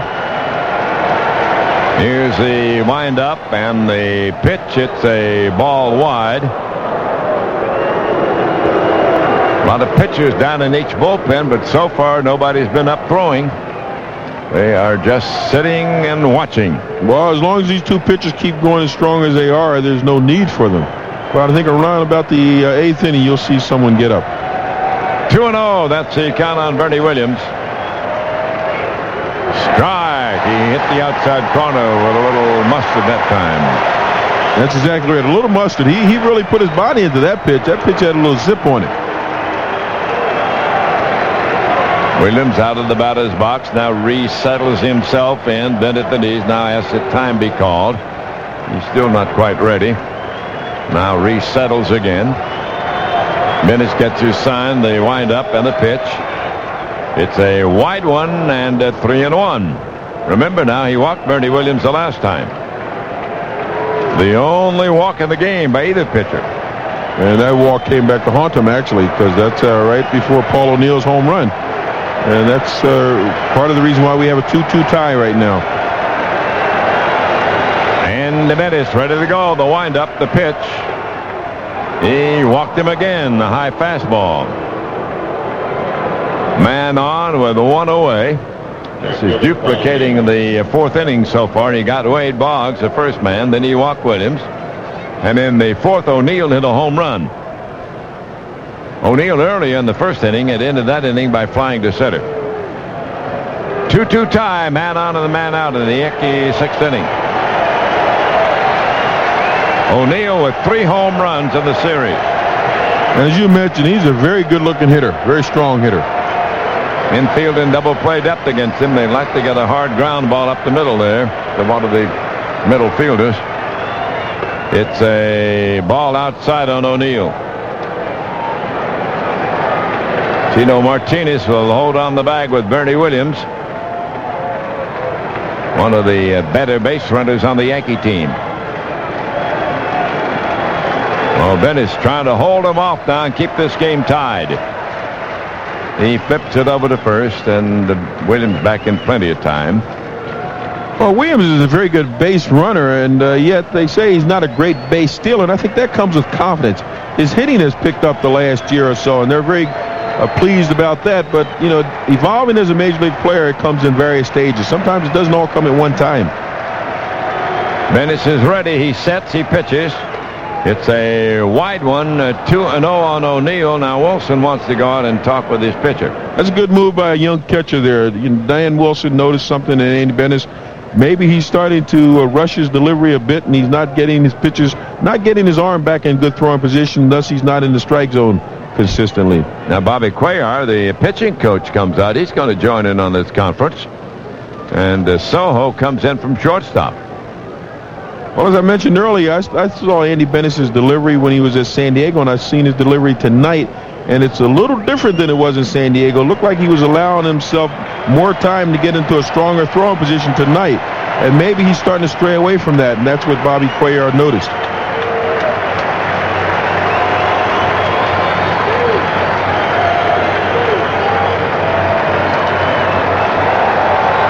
O'Neill not quite ready. Now he digs in. It's a 2-0 count on Paul O'Neill.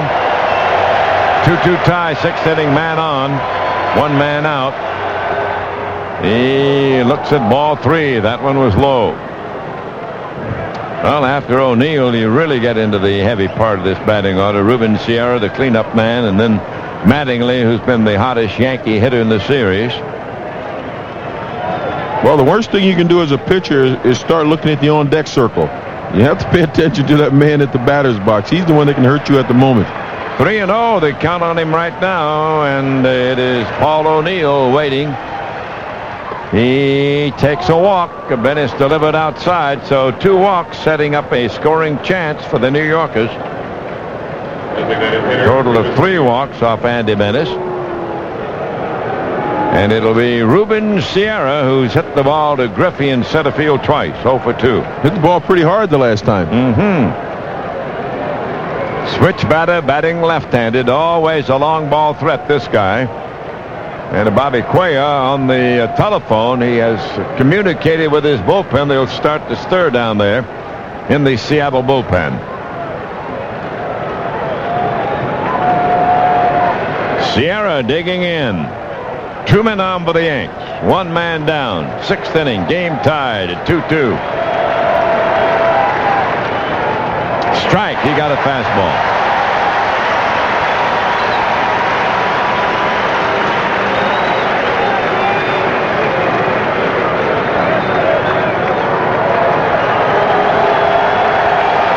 Sometimes I get the feeling that Bennett kind of gets out of sync, and he kind of loses his concentration. He has to refocus. And that seems to be the situation right here.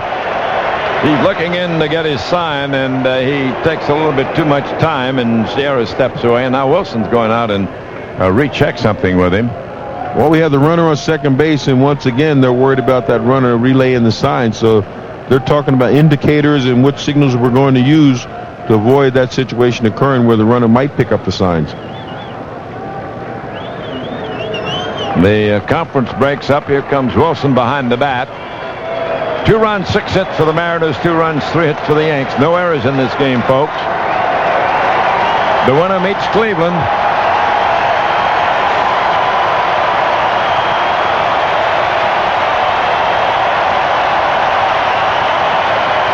Sierra waiting on a strike 1 delivery, about ready to resume action now. The set by Bennett. And it's a ball outside. Belcher throwing in the bullpen for Seattle.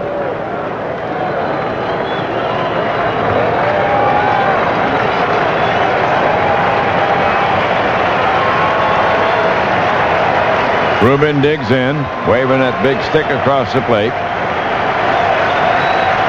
Williams on second, O'Neill off first. Each got on base with a walk. Sierra takes the ball low. And once again, we find Andy Bennis behind on the count here. He got that first strike, and then he was off the target with the next 2.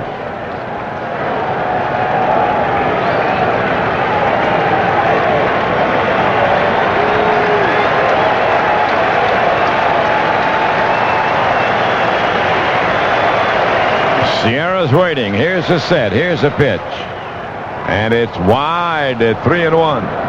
I don't know, Ernie. Looks like Andy Bennett is getting himself into somewhat of a very deep hole right here. And it's hard to say whether or not he's trying to pitch around Sierra, but why would you want to do that with Don Mattingly on deck? Catcher Wilson took a look over to his manager, Lou Piniella. Lou just tugging his cap and looking down on the dugout floor. 3-1 the count on Ruben Sierra. Bennis to the set. He pitches, and Ruben takes a walk. The Mariners pitcher, Bennis, has walked 3 here after he struck out the freshman Boggs. Oh, he is in deep trouble. Sierra at first, O'Neill at second, Williams at third, and the leading Yankee hitter, Don Mattingly, stepping in. Left-hander against the right-hander. Mattingly has fly to left and fly to right. He's 0 for 2 for the night. And the hole that Andy Bennis finds himself in is simply that he's walked 3 men in a row. He's not a ground ball pitcher. So a ground ball double play is not something really in the realm of probability. It's more like a fly ball or pop-up. There's a drive to left. It's slicing in the corner. Might be. It's a base hit from Mattingly. Bernie Williams scores. Here comes O'Neill to score. On to third goes Sierra. And the Yankees pick up a pair, and they lead the Mariners 4-2 in the 6th inning. An opposite field double by Mattingly sends them in front by 2. Boy, and managers will tell you repeatedly, oh, those bases on balls. And he's not out of the woods yet. 2 runs in to give him a 2-run margin. And runners are now at second and third with 1 down for Deion James, a left-hand batting left fielder.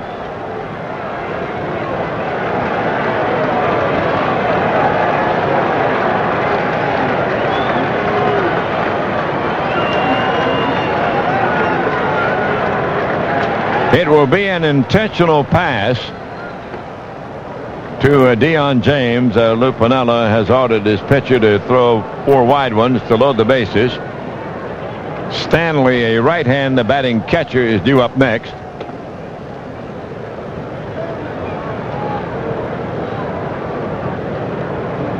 So we're going through the process now of the intentional pass.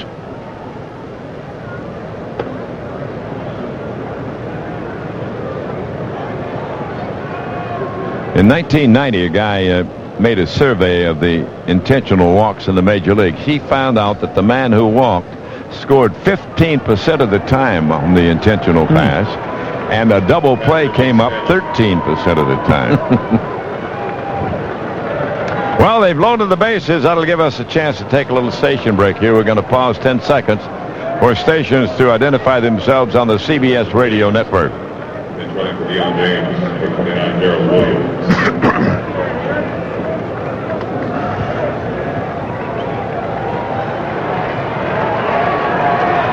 We're going to get a runner now for Deion James. That'll be Gerald Williams. The bases are reloaded for the Yanks. Stanley at the bat. It's the 6th inning. The Yankees lead the Mariners 4-2. One man down. Bennis trying to get out of trouble. Stanley's had a single in the bounce out to third.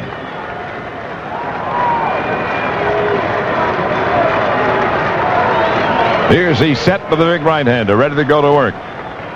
And Stanley takes a strike on the inside corner. Very difficult, Ernie, for me to ascertain exactly what Andy Bennis was trying to do when he pitched to Bernie Williams, Paul O'Neill, and Ruben Sierra in succession and wound up walking all three, because it almost was as if he was trying to pitch around all three of them. And the first three guys that walked in this game all scored runs. Yes. Here's the pitch, and Stanley hits a high fly ball slicing down the right field line, may go foul. Here comes Abuna over, but it will drift into the seats. That would have been a very difficult play for Jay Buhner if he had caught that ball, because he was screened out by the right field bleachers as they jut out into the outfield there. I don't think he would have had a play at the plate.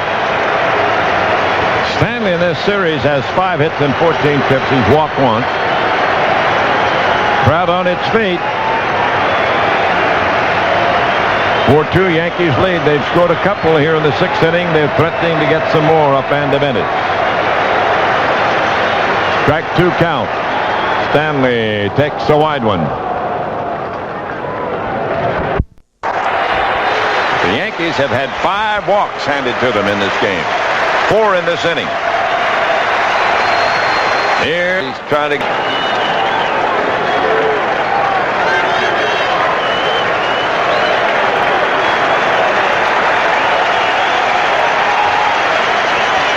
Gerald Williams at first base. He's the pinch runner. Mattingly at second.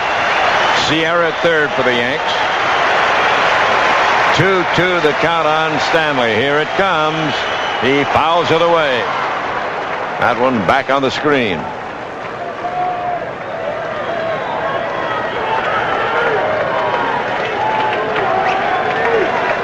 These two teams battling to say who will play the Cleveland Indians for the American League Championship. If Seattle wins, it'll be here. The Yankees win, the first game will be in Cleveland. Here's Stanley waiting on another 2-2 delivery from Andy Bennis. He taps it foul over toward the Mariner dugout. Now Bennis is doing a much better job here of pitching tough against a hitter in a scoring position. Stanley's up there with the bases loaded and 1 out, and he's doing an excellent job of keeping the pitches out of the area which Stanley really can do any damage. Sinkers blowing away, sliders blowing away, and Stanley's having a lot of difficulty with him. You can't let up in this situation, though, because one more base hit, you're in deep trouble. Stanley digs in now. It's still a 2-2 count on him with 3 men on. Here's the pitch. Stanley takes ball 3. It's a full count now.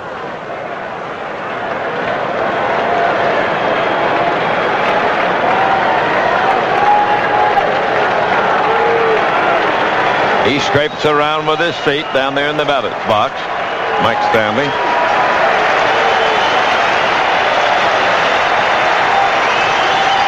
Waiting on the 3-2 delivery with the bases loaded.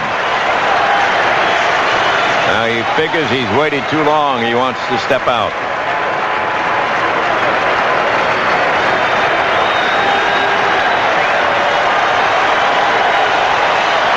And the Bennis gets set on the mound. Here's the pitch on the way. He pops it up near the screen. Here comes Wilson, and he has room. He makes the catch of the foul ball.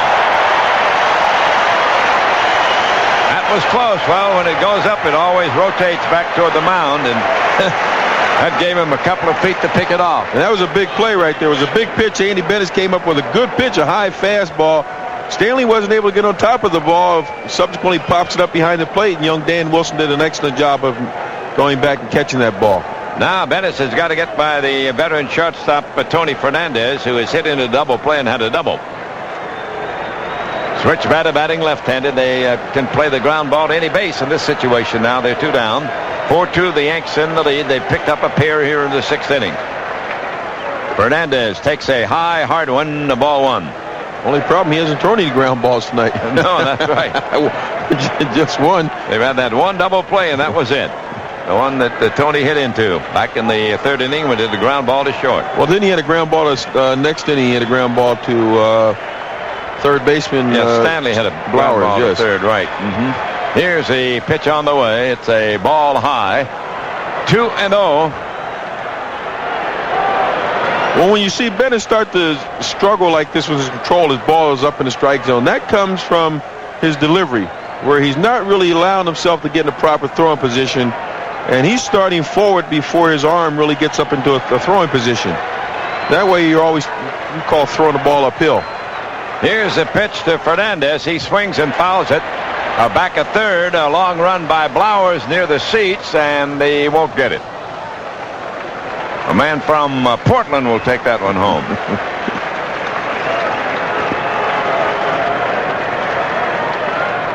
We have not heard the announcement of the attendance, but it's got to be around 57.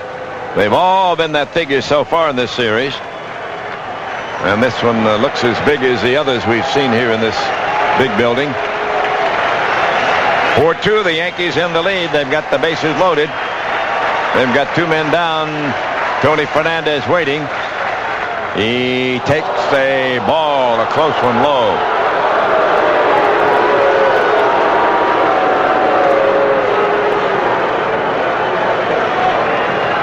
Well, I think what you have here is you have a case of Andy Bennis never having been in playoff competition. Not that that's a criteria, but about 3 batters ago, he should have realized you don't start nibbling when you get men on base in this situation. There's the foul out of play. Tony went for the 3-1 pitch and swung late and fouled it from the seat.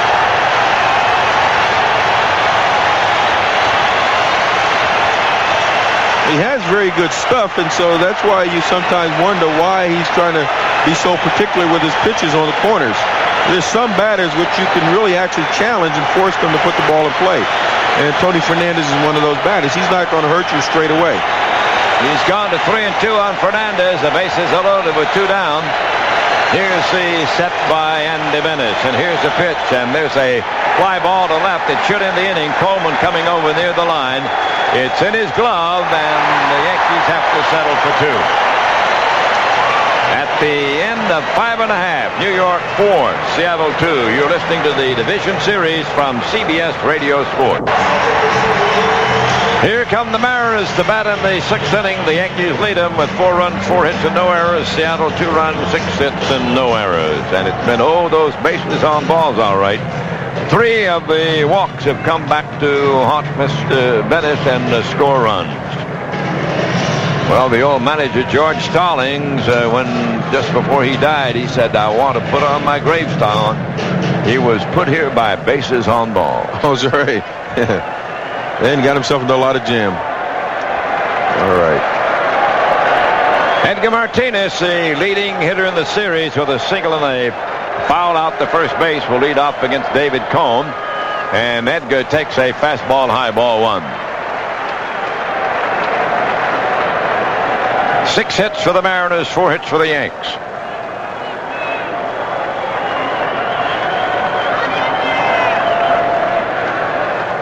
It's a strike called, a breaking ball in above the knees on Edgar Martinez. We mentioned so many times, Ernie, the frustrating part about bases on balls is that the fielders are helpless against that. Don't have a chance. And the pitch on the way. Edgar hits a foul out of play. 1 ball, 2 strikes to count on him. Mariners had the early lead on a home run by Cora in the 3rd. The Yankees came back on a 2-run homer by O'Neill. Make it 2-1 in the 4th inning. And then the Mariners tied it with 1 in the 4th. The Yankees went ahead with 2 in the 6th on the double by Mattingly. There's a ball low.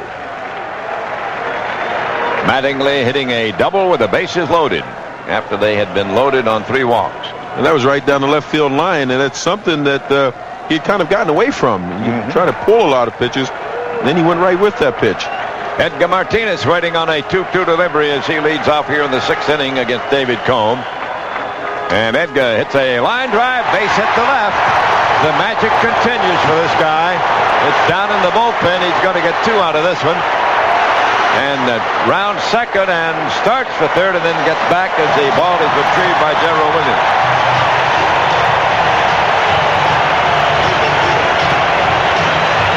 Well, Gerald Williams thought that ball had caught up under the bench in the bullpen, but the umpires ruled no, that you have to go get it as long as it's sitting out in the open.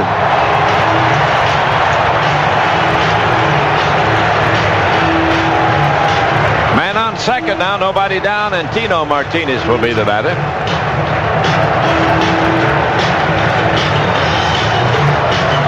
Tino's had a good night at the plate. He singled in the 2nd inning, he doubled in the 4th, and then scored a run in that inning.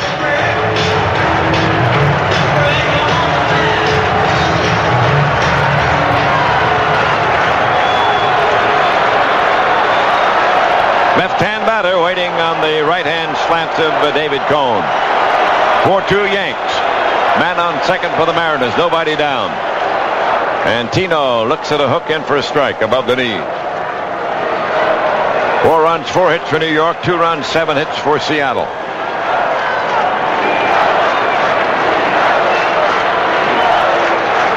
Tino hitting .429 in this division series.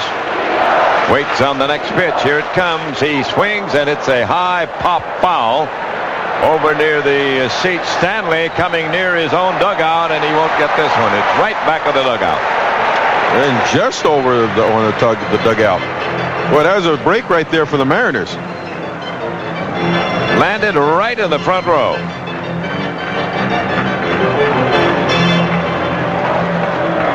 Tino Martinez has hit the ball hard both times tonight, and David Cone tried to come up in with a slider, and Tino got up on top of it and popped it straight up in the air.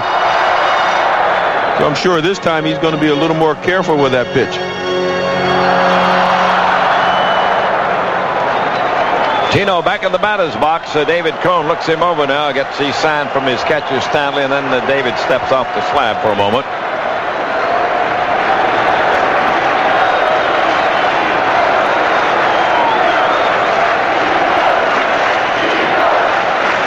Tall, rangy, left-hand batting first baseman waiting. It's a strike 2 pitch. It's due. There's a throw to second, but he's back in time. Fernandez ducking behind Edgar Martinez and took the hard throw from Cone. Well, Edgar really didn't have that big a lead, but what had happened was Tony Fernandez had gotten to the point where there was daylight between Tony Fernandez and Edgar, which meant that it was a good opportunity to try a pickoff.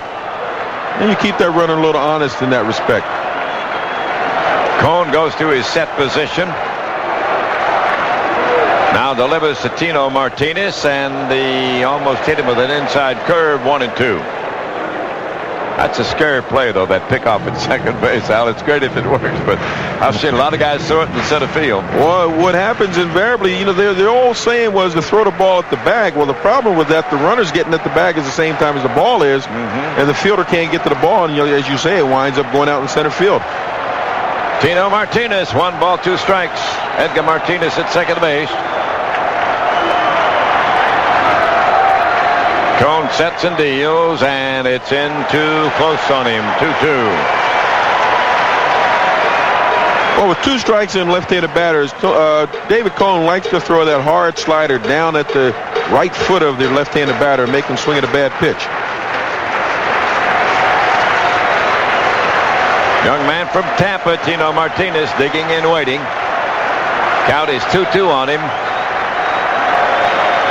He swings and tipped it to the mid of Stanley. I don't think it's a clean catch, though. Oh, Jim Evans is saying it was a foul tip and it hit the dirt.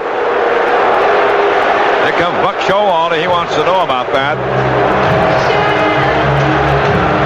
Evans is explaining to Buck. Well, Martinez is still alive. Well, that's that hard sinker that David Cone likes to throw to left-handed batters. After he's thrown a slider inside, he throws a hard sinker away. And you're usually on your heels, so you're reaching for that pitch. And that's exactly what happened there to Tino Martinez. And that keeps the count at 2-2.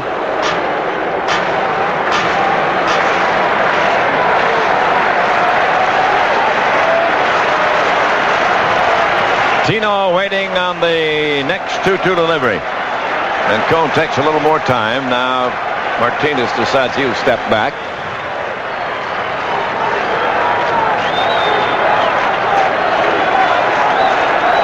Nine hits and 21 trips for Tino Martinez in this series. Cone delivers. There's a swing and a miss. He tried to hold up, but he'd gone across-out it, and he strikes out.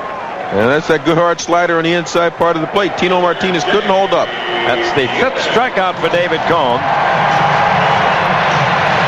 Here's Buhner. He struck out with the 2 men on and nobody out in the second inning. Eventually, Seattle didn't score that inning.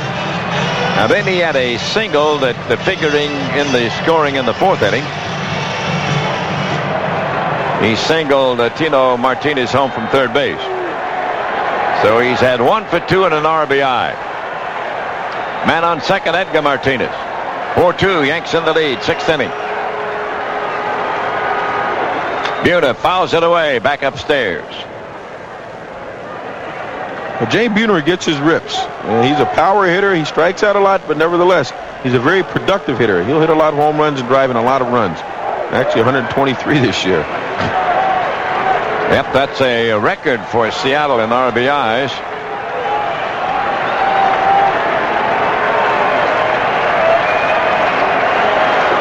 Big J digs in to wait on the next one. Cone working very carefully now, trying to protect that 2-run Yankee lead. Sets and kicks and pitches. There's a cut and a miss. 2 quick strikes on Buhner.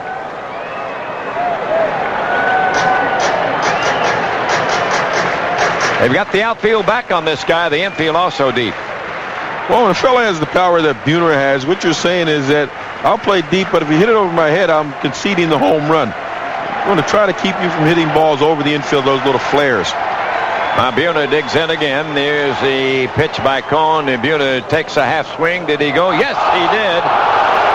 It is ruled a strike by Dan Morrison. He said he went over on it. And that will make the second out, the second strikeout following the leadoff double by Edgar Martinez.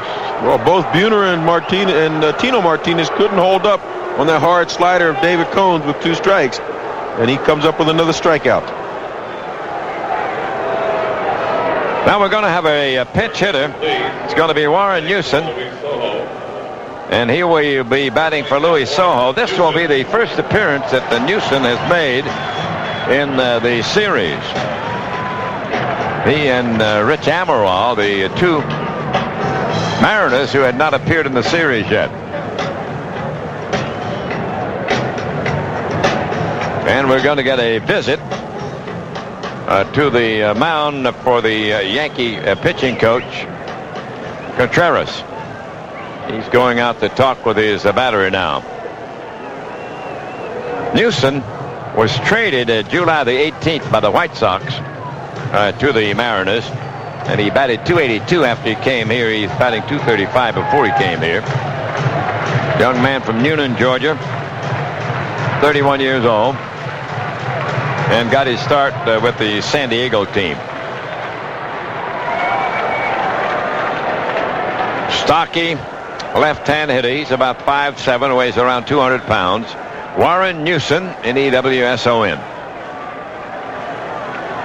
Warren's a pesky little hitter. He'll put the ball in play on you. I mean, he's not an easy out by any stretch of the imagination. And even though he's rather on the short side, he has a little bit of sock. Waiting on David Cohn's first pitch to him. And David sets and deals. It is a curve to start him off, but he got the outside corner with it.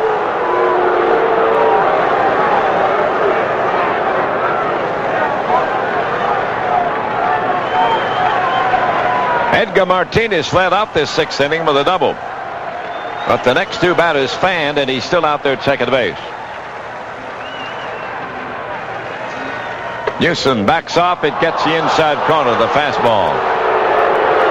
Well, David Cohn struck out 3 after 2 singles in the 2nd inning.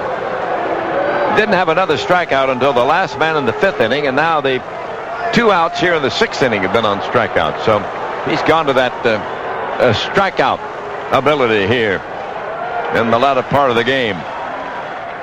Newsom waiting. Cohn fires, and it's in the dirt. A good stop by Stanley. One of the things David Cohn does very well for a right-handed pitcher is he pitches very effectively inside to left-handed batters. Newsom steps away for a moment. In the American League, Newsom has been a pinch hitter many, many times. That's been one of his roles with Chicago and also here. Now the pitch to him, and he swings and misses, and Cohn again strikes out the side. That's 7 strikeouts for David.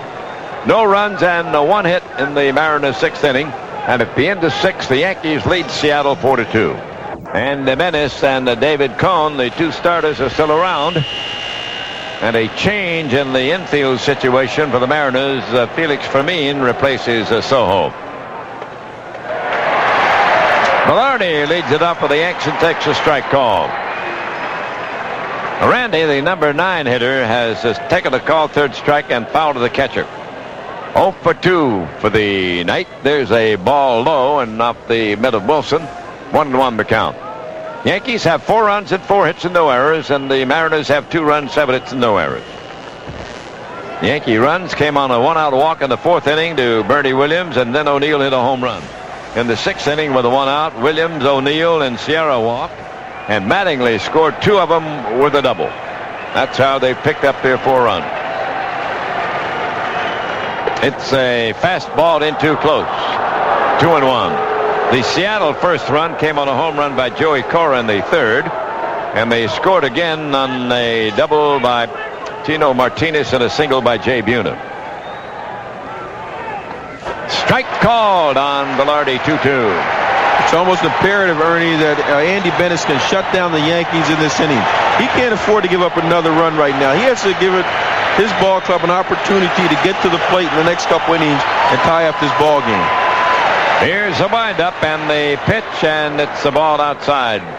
Full count on Velarde.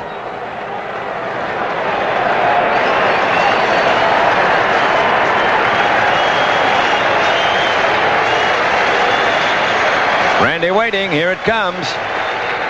He takes a strike. Struck him out. Got the outside corner with a fastball. That's the 5th strikeout recorded by Andy Bennis.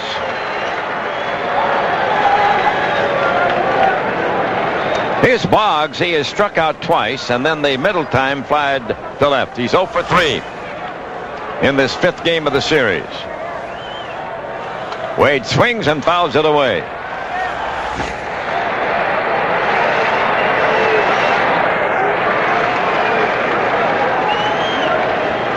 One out, nobody on. 4-2 Yankees lead in the 7th. Boggs looks at a low curve. 1-1.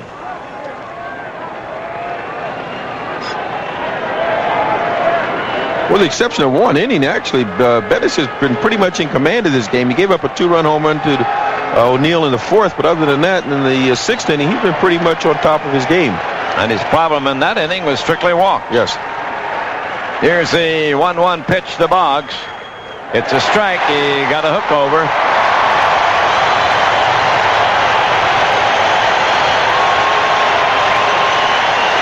Wade back in the batter's box. The crowd on its feet.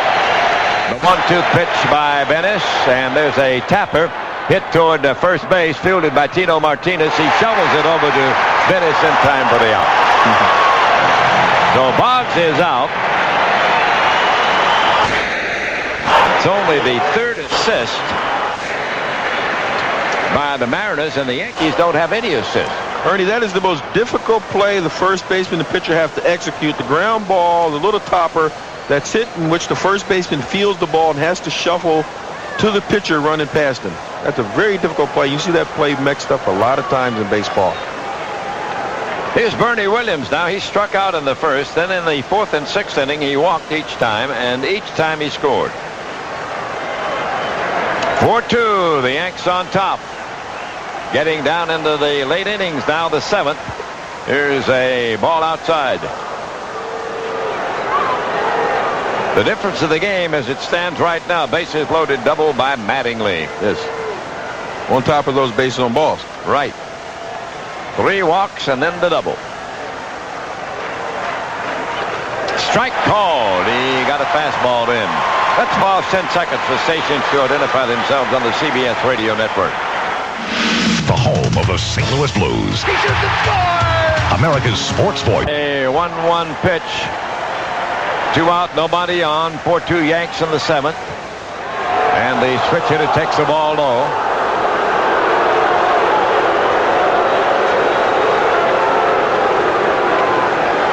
Yankee RBIs, 2 for Mattingly with his double, 2 for O'Neill with his home run.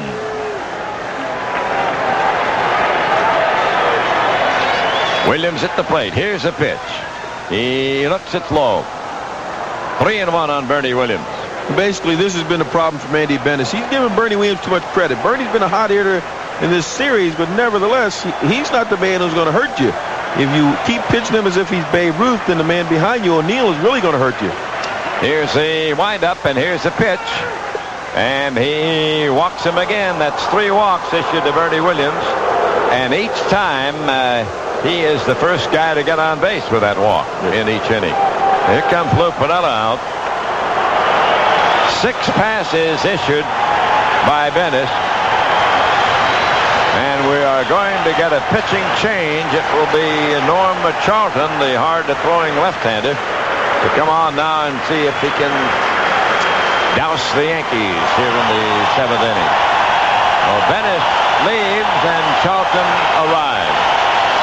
And as this pitching change is made, let's pause for this word. Here's a real grand slam. A MasterCard or Visa with no annual fee. 0 liability on lost or stolen cars. Up to $150,000 of free travel insurance. And the big hit, your favorite big league team's logo and design right on the card. So step up to the plate right now and call 1-800-6-POP-FLY. And don't let that 1-800-6-POP-FLY number fool you. This is a winner. This credit card program is issued and administered by MBNA America Bank. In addition to all the other features, many of the big league teams are offering 2 free tickets with the activation. Norm Charlton ready to pitch to O'Neill with a man on and 2 down in the Yankees 7th. The Yankees leading 4-2 over Seattle. And here's the left-hander's first pitch. Hits the ball. Every time we look up, Al, it looks like Charlton's coming in to pitch to O'Neill. Yes, and Charlton looked last night like he was struggling quite a bit. And tonight, the first pitch he threw was some type of an off-speed pitch, so it might be an indication that he's still struggling. There's a fastball hit in the air to left field. Should be caught. Coleman backs up a little bit. Now comes in. He's there. He's got it. And Charlton does the job against the Yanks in the 7th. The Mariners bat in the 7th inning, and New York leads 4-2. Sponsored by Buick and your local Buick dealer by the State Farm. Last half of the 7th in the Kingdome in Seattle. The Yankees 4-run, 4 hits, no errors. The Mariners 2-run, 7 hits, and no errors. David Cone, the starter, is still in there and has yielded only 2 runs to the home team, the Mariners, here in this 5th and final game of the division series. So the wild card Yankees against the champions of the West, Seattle. Wilson to lead it off. Blowers is next, and then the Mariners go to the top of the batting order. Vince Coleman. Seattle got a couple of singles in the second inning. Got runners to second and third and couldn't score. Cora hit a home run with 2 out in the third, their first run. They got their second run in the fourth on a 1-out double by Tino Martinez and a single by Buhner. Since then, they've not been able to push one across the plate. David Cone has been tough on the Mariners.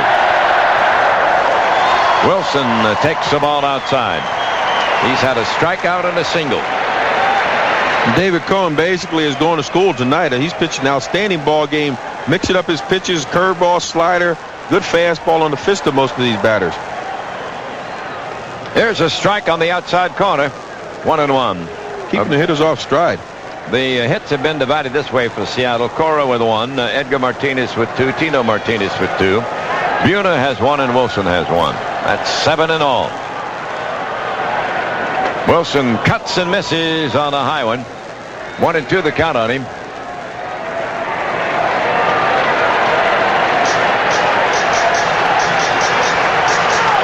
Yankees with a 2-run lead. The Mariners at bat in the 7th. 4-2 New York. David Cone winds and pitches. There's a swing and a miss. He struck him out. That's the 8th strikeout for Cone. And he has fanned the last 4.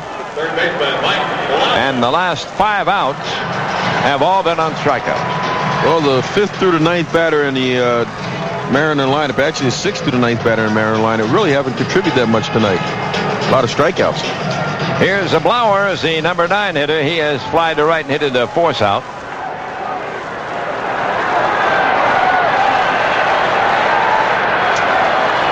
Mike swings and fouls it back on the screen. Yankees 4 runs, 4 hits. Mariners 2 runs, 7 hits. No errors. It's been a well-played game. Cone has not walked the batter. That's the difference in the 2 pitchers. And he throws a lot of pitches, but he's always able to get himself out of trouble. He comes up with the big pitch when he's needed to.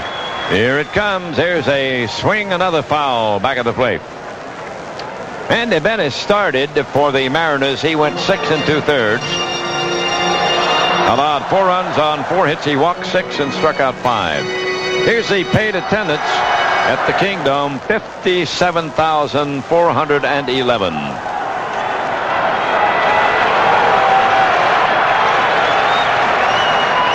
The pitch on the way. He sidearms him. It's blown away. 1-2 the count. Well, that's a pitch you see very seldom from David Cone any longer. At one time, he threw that with great frequency, and that's dropping down and throwing almost a submarine-style fastball. Blowers digging in, spread out at the plate. Blowers takes a strike called. He looked at 1 too many, and another strikeout racked up in this brilliant performance by David Cone.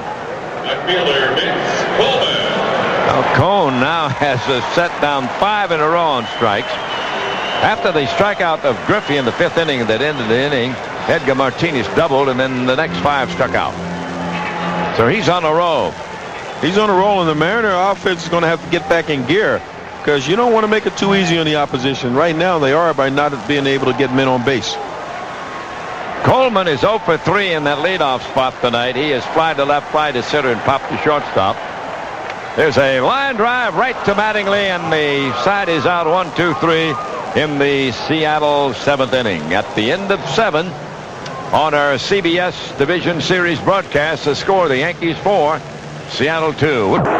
Yankees coming to bat in the 8th inning. They've got a 4-2 lead in the 5th and final game of the Division Series. And Ruben Sierra, the switch batter, will be leading it off for the Yankees. He is facing the left-hander Charlton now, batting right-handed. And here's the pitch to Ruben. It's a strike. Charlton came on, relieving the starter Andy Bennett in the 7th inning and got the final out, getting O'Neill to fly to left to end the inning. And this is the second man whom he's faced. Swing and a foul into the mezzanine to the right of the plate. 2 strikes on the DH, Sierra. And the Mariners have to do something, Ernie, in order to get this crowd back into the game and to get their hitters back in a very confident state of mind, because they're very down right now. 4-2, Yankee lead. Swing and a miss. He struck him out. Charlton racks picks up his first strikeout. One down in the Yankee 8th inning. And here is the man who put the Yanks in front with the bases loaded double. Back in the 6th inning, the leading Yankee hitter, Don Mattingly. In the series, batting .478, including that last hit. He's knocked in 8 runs. Left-hand batter takes a strike on the inside corner.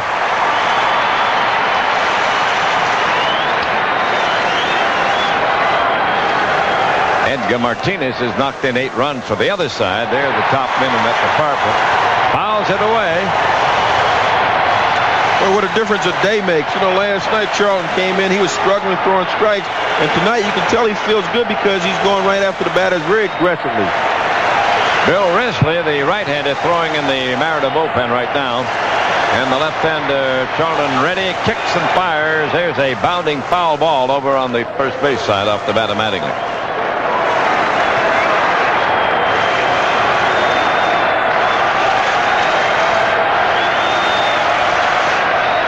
Mattingly digging in, 2 strikes on him. Swing, another foul, just about the same spot.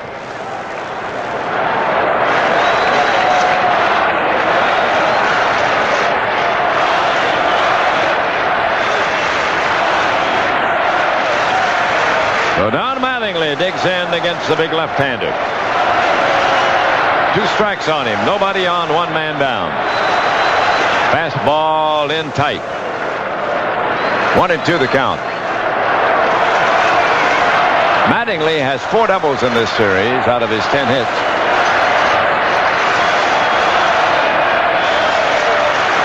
Checks his swing. It's flowing outside at 2-2 the count on Don. Well, the Yanks won the first 2 games at Yankee Stadium. The series moved out here in the great Northwest to the Kingdome. Mariners won the next 2, forcing this 5th game. 2-2 pitch. It's high, ball 3. Now Charlton has to get back into this count. Again, he has to retain the confidence of the rest of his ball club, the fielders and hitters. You don't want to do that by giving up bases on balls late in the ball game. Here's the windup and the pitch. He swings and hits one to left field in the air. Coleman going back, makes the catch in front of the warning track.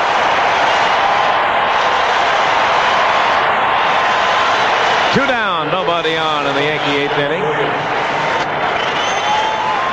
It'll be Gerald Williams up for the first time. Gerald came in to replace Deion James.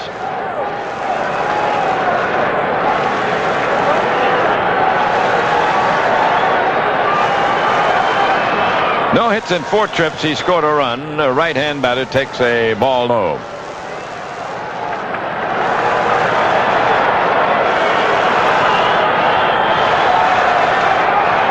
Charlton into action, deals again. And this fastball is high. 2-0 the count. Stanley's the next batter for the Yanks. They lead Seattle 4-2 in the 8th inning. Here's Charlton's next delivery. Cut and a miss. He was swinging for the Boondocks on that one. Well, Charlton looked like he let up on that pitch a little bit. Had Williams way out in front of it. Gerald digs in. Right-hand batter waiting now, decides he wants time. Charlton gets ready. Charlton winds. He pitches. There's a foul to the screen. 2-2 to count on him. Now we're getting the audience back into this game. Yeah, they like that strike 2 count. They get up on their feet when that happens. Here it comes. In too close around the ankle. Full count on him. Charlton in relief of the starting pitcher Bennett. Delivers, and it's a base on ball. Fastball low, and Gerald Williams draws a 2-out walk. That'll bring up Stanley. Stanley has good power, so that's a situation where you maybe Charlton was a little too careful right there. Gerald Williams swung at a couple of pitches very aggressively and fouled them off.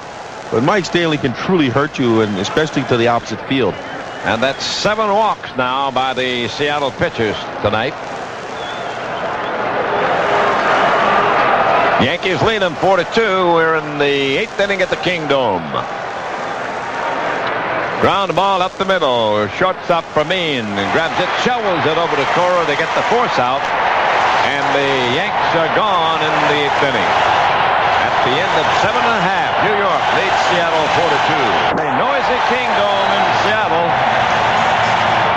and the Mariners are going to have to make some noise down on the field because they've got 2 more chances.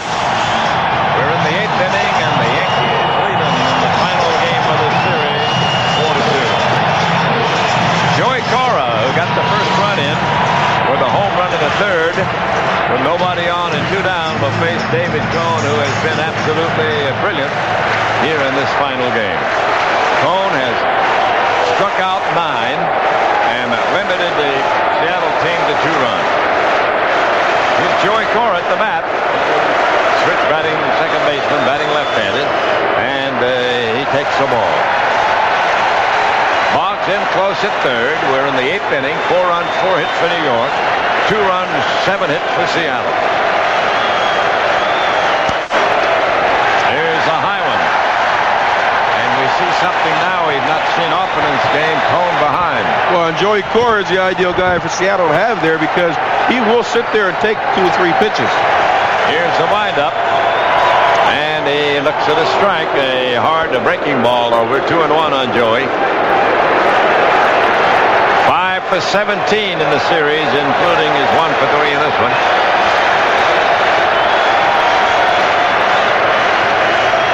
Swing and a long foul hit the right field.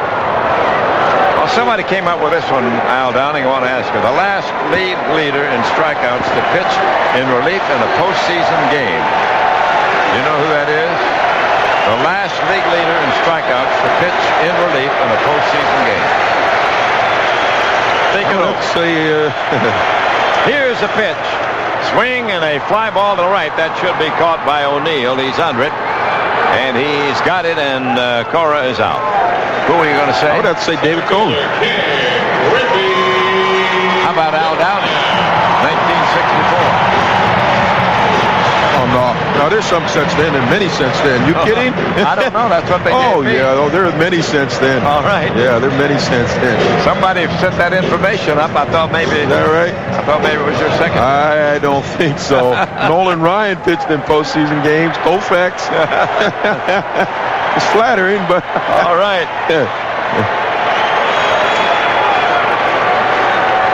Ken Griffey is going to be the batter. He's 0 for 3 in this, the final game.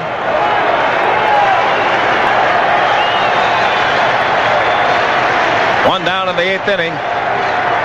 It's a breaking ball low on Junior. One of the things David Cone has done so well against Ken Griffey tonight, he's kept the ball at the very end of Ken Griffey's bat. So Griffey's always reaching for the ball. Never able to get it on a sweet spot. There's a long one. That one is long gone. Way back in right field.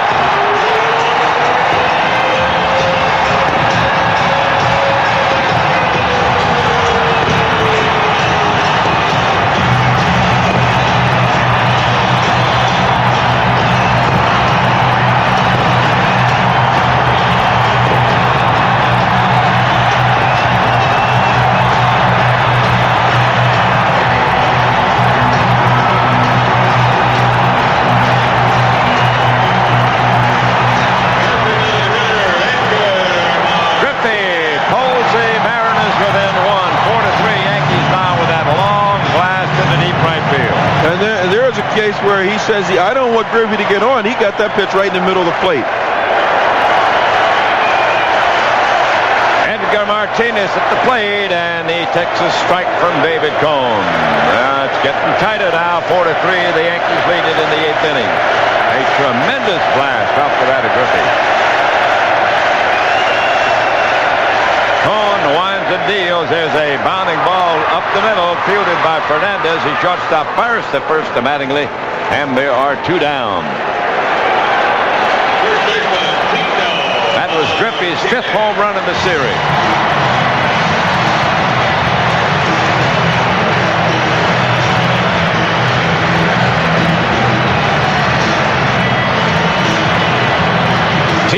Martinez stepping in. He's had a good night at the plate. A single and a double. He struck out the last time.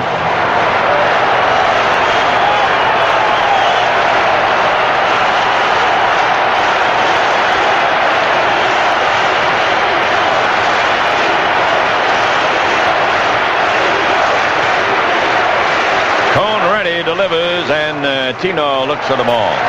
Well, the Griffey home run means now that he has the record for the most home runs in a division or league championship series. He was tied before that one. Tino looks at the ball in the dirt. 2-0 the count on him. Well, he's hit 3 of them off of David Cone. And David's pitched outstandingly in this series, especially tonight. Yep, and 2 of the 3 runs off David tonight have been on home runs, one by Griffey and one by Cora. Tino Martinez takes it. Is a ball outside. 3-0. And the big crowd of 57,000 plus is in it now. Well, they've become accustomed to the Mariner comebacks. 3-0 pitch. He looks, it's a strike, a breaking ball.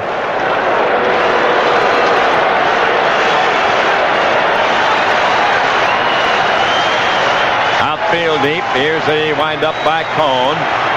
And he walked him at his ball. That's the first walk issued by David Cone. The batter will be another home run threat, Jay Buhner. Buhner has struck out twice, but the middle third batting out an RBI single.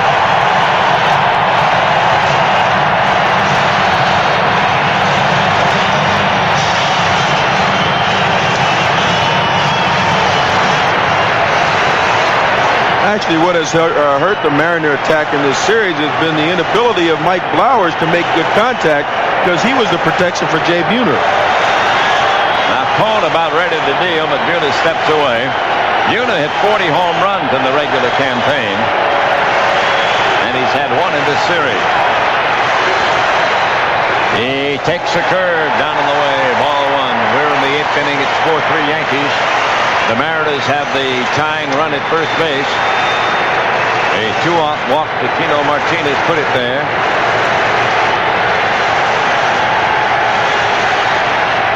Here's the set. Here's the pitch. He checked his swing. Did he go? No, he did not. He checked with umpire Morrison, and he says no. Ernie, if Mike Blowers is having a good series, if he's making contact and getting on base, then as a pitcher, you can't pitch that carefully to Jay Buhner, because you know that Blowers coming up behind you can also hurt him. 2-0 count. Cone delivers. There's a check swing again, and this time he went. It's 2-1.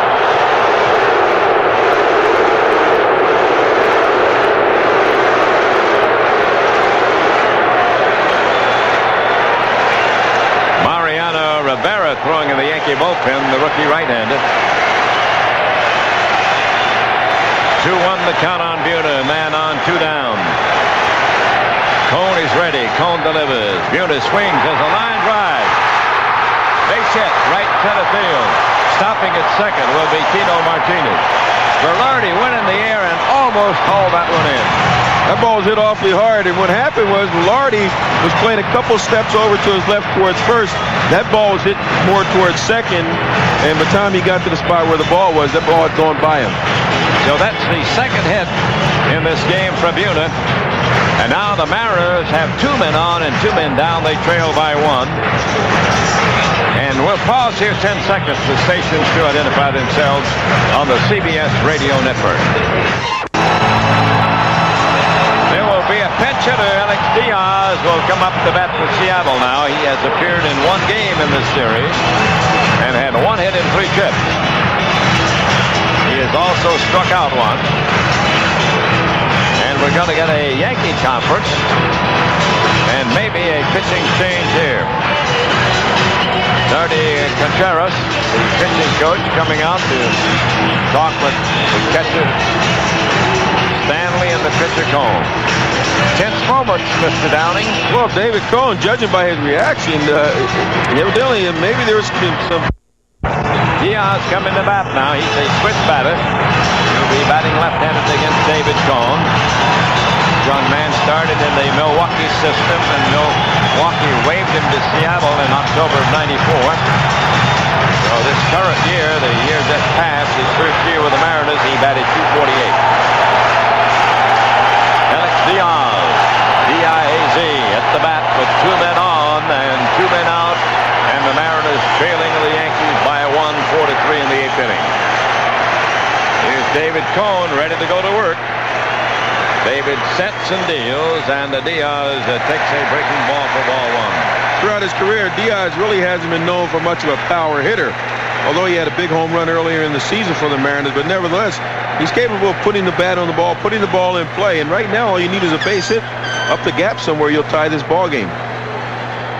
Now, Lou Piniella came out of the dugout, and maybe he's going to get a runner here. I don't know. He made some kind of a signal. He's gone back to the dugout. Jim Evans has his batting card out, but nobody's come in yet.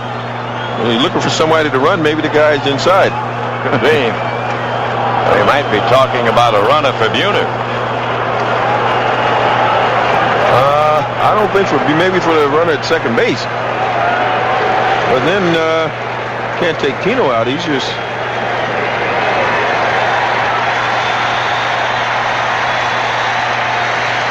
Well, I think we're going to do it.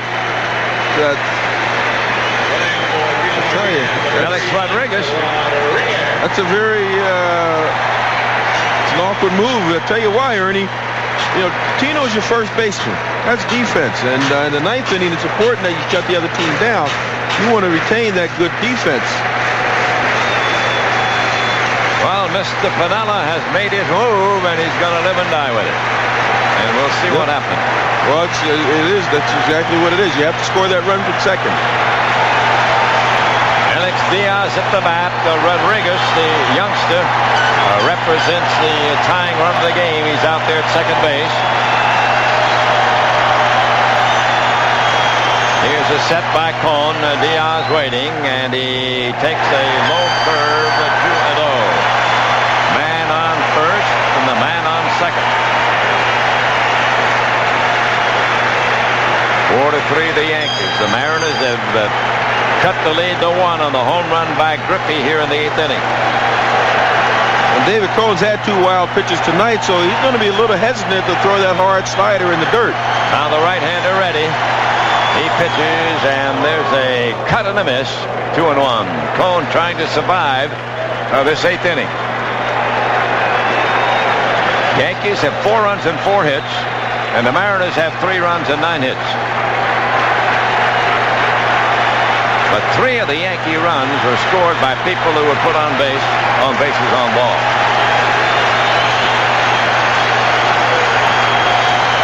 Cone ready. Diaz waits, and he takes the ball. 3-1.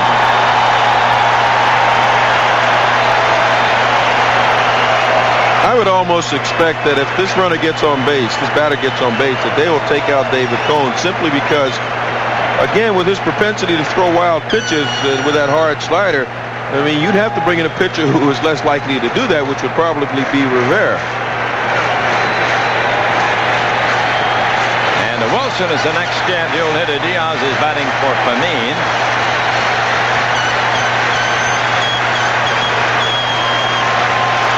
Diaz steps out. Cone's not quite ready. 2 men on, 2 men out. 4-3 Yankees, 8th inning.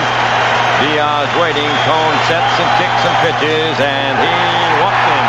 The bases are loaded. Cone had not walked the man until this inning, and he's put 2 on with bases on balls.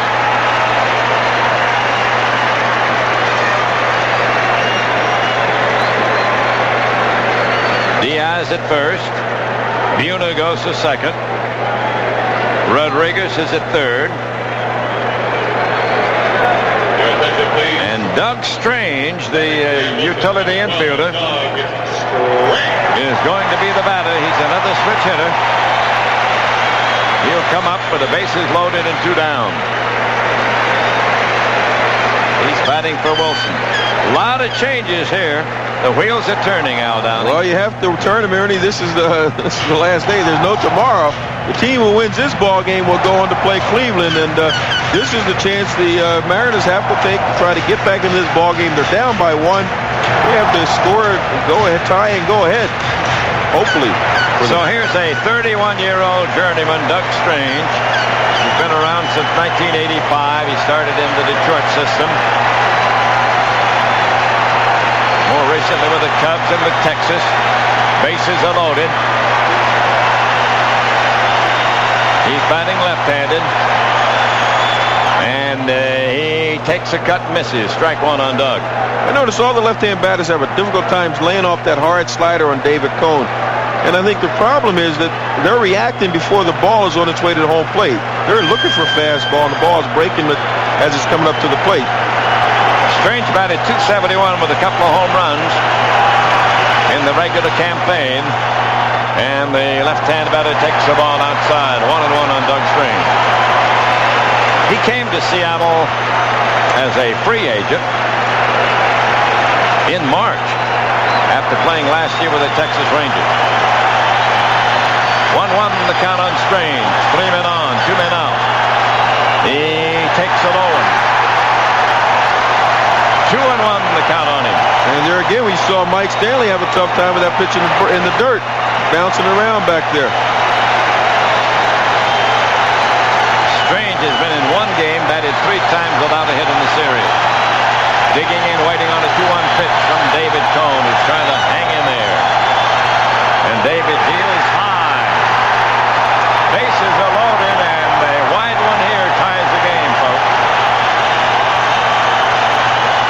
They are on their feet, and are they noisy? Time called. Here comes Tony Fernandez, and he wants to talk to David Cone.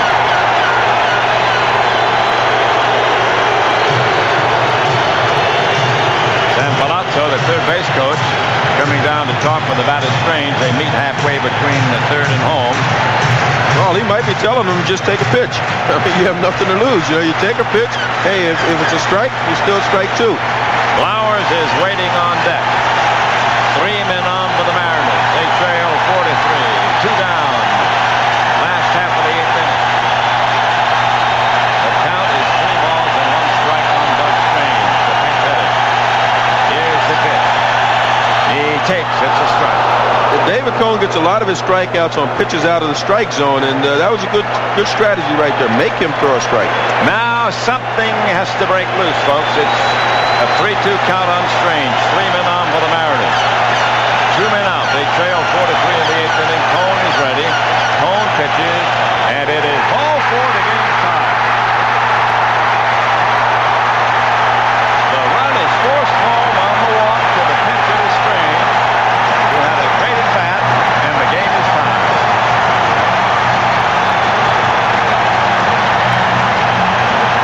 And here comes Buck's Showalter coming to the mound. Flowers will bat next.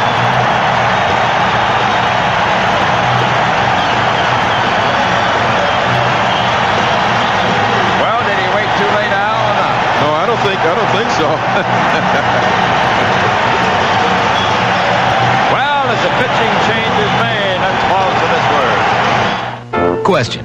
When your VCR breaks down, are you tempted to fix it yourself? And what a lot of pressure now on a young pitcher named Mariano Rivera, the Panamanian, coming in to do the pitching. And the bases are loaded now, Downing, and 2 out of the game on the line. Ernie, Mariano Rivera has looked very good in the last 2 games that we've seen him pitch.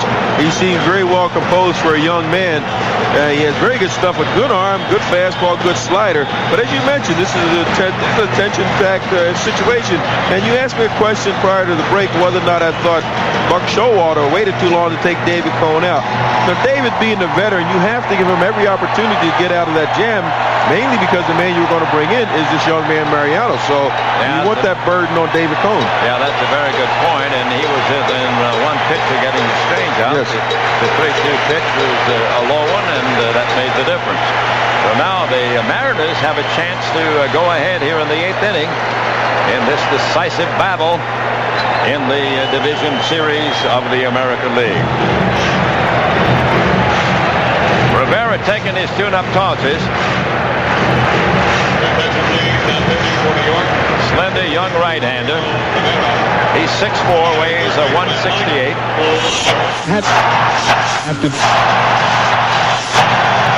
In the regular season, he won 6 games and lost 4. And Flowers, who has been pretty well contained so far by the Yankee pitchers, will be the batter. Not only in the series, but in this game. Mike has gone 0 for 3 so far.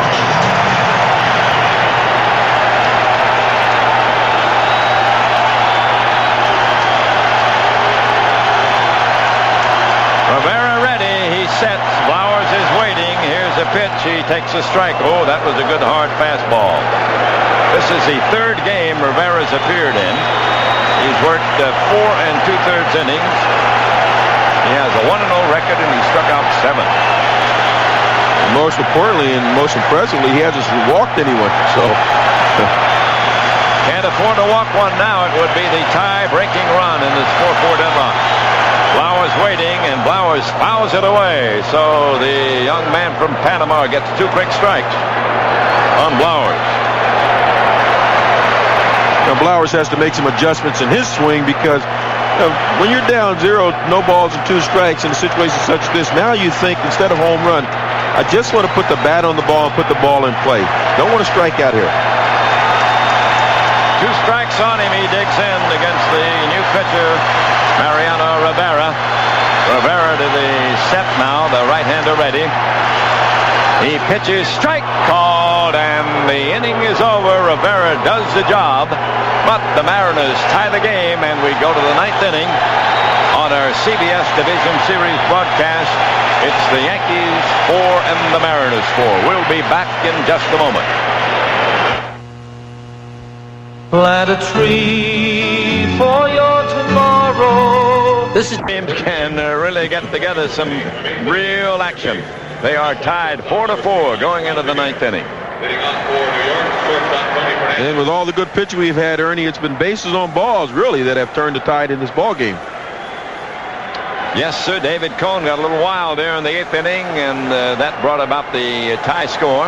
After Bennis had been quite wild in the early part of the ball game, allowing 3 men who walked to score Yankee runs. Here's Tony Fernandez now to lead off against the hard-throwing left-hander Norm Charlton. We've got some changes. We'll pass them along to you in a moment. And Tony looks at the ball outside. Strange has taken over 3rd. Blowers has moved to 1st in the Mariner infield, and Alex Rodriguez is the new shortstop. Widger is the new catcher. Tony swings, hits a fly ball into right field. It's fairly deep. Buhner going back, and it is off the wall. Here's a throw by Griffey. Not in time. It's a leadoff double. Buhner acted again as if he didn't pick up that ball. I think that's what happened. It didn't look like the ball was hit that hard or that far, but he did not get a good jump on it. It came off the wall, and Griffey had to retrieve it. So it's a leadoff double by Tony Fernandez, his 2nd double of the game. And the Yankees now have the tiebreaker at second base with nobody down. And here's Randy Velarde, the number 9 hitter. They've got the infield in close on him. Well, they're in at the corners and back up the middle. Here's the set, and Charlton delivers. A bunt is on. He bunts it toward 3rd. It'll roll foul, picked up by Strange in foul territory. Ernie, I noticed something that just came to my attention here. I'm looking at the home plate umpire, and I'm noticing he's wearing a jacket. And, you know, I was thinking that it has to be awfully awkward in order for him to get down in that position and call low pitches with a jacket on. Yep, well, they wear them some in cool weather, and the other umpires here tonight don't have jackets on, the base umpires. But you got a point there. Velarde with a strike on him. Now, he struck out twice and fouled to the catcher in this game. Randy waiting, and he squares the bunt again, and the pitch is in too close off the mid of Widger, but he recovers. We've got 4 runs and 5 hits and no errors for New York. The Mariners have 4 runs, 9 hits, and no errors. The Mariners picked up 2 in the 8th inning to tie it, but they left the bases loaded when the young right-hander from Panama, Rivera, came in and got him out. Well, now the Yanks trying to get the lead again. Been that kind of a game. Here's a bunt that's fouled down the 3rd base line.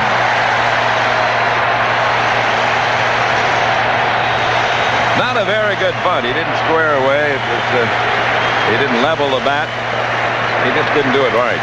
Well, Velarde's trying to bunt the ball down the third base line. That pitch was out away from him. He tried to hook it and bring it back down the third base line, and it slid down the bat and went foul. Randy Johnson, the ace, beginning to loosen in the bullpen now for the Mariners.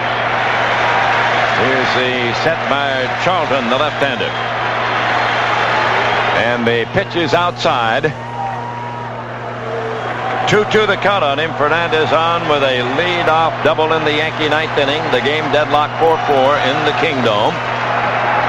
These two teams playing to see who meets Cleveland for the American League Championship. Set by Charlton, and he turns, and Fernandez gets back to second as Charlton looks in that direction.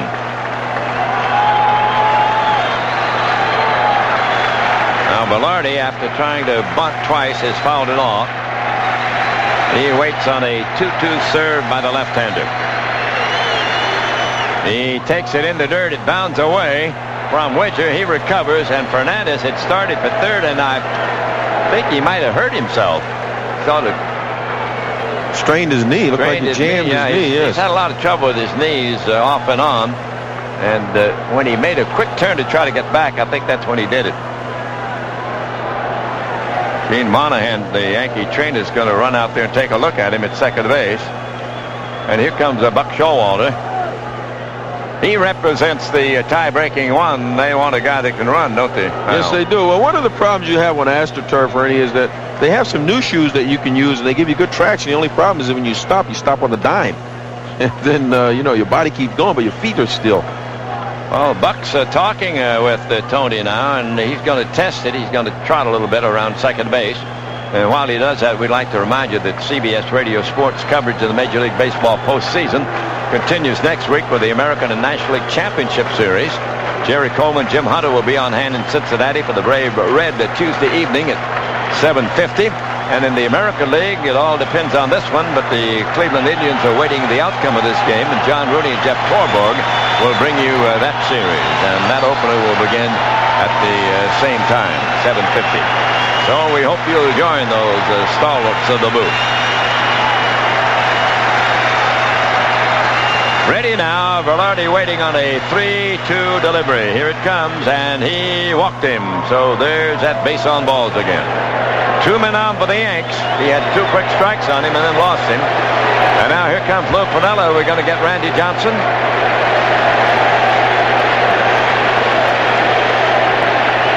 That's the second walk issued by Charlton.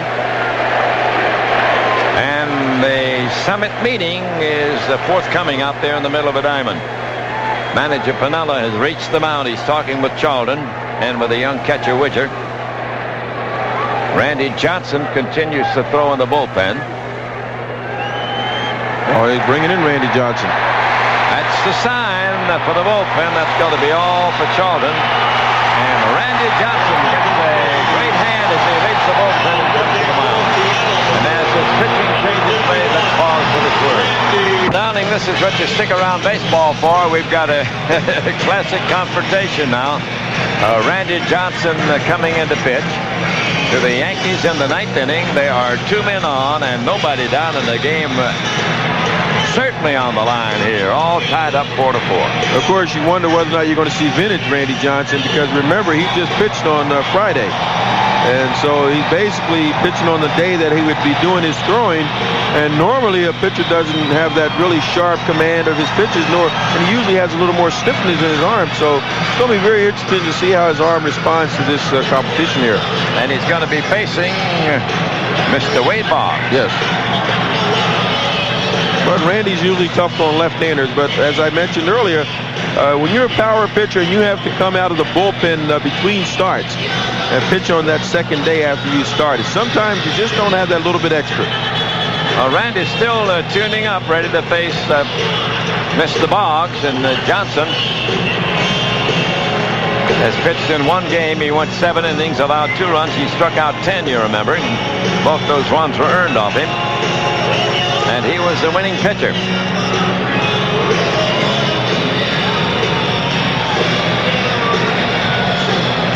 Randy had a great season. And most people expect him to be the Cy Young Award winner in the American League. And what the Yankee batters are looking for is they're looking at Randy Johnson warming up and seeing if there's a lot of consistency in his pitches. If they see that his pitches are getting away from him, they'll know that he's not extremely strong today and that his fastball is not going to have the normal zip on it. 18-2 was his regular season record. Strikeout leader, facing Wade Boggs. Tony Fernandez went into the clubhouse, probably get a little treatment.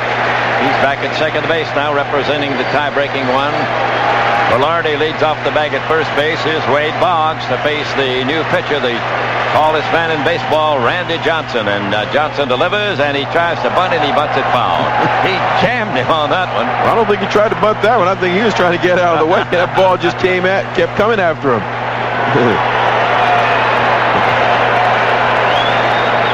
So the runners hang on now. There's strike one on Wade Boggs, who has struck out, fly to left, struck out again, and bounced to first base in his fourth trip.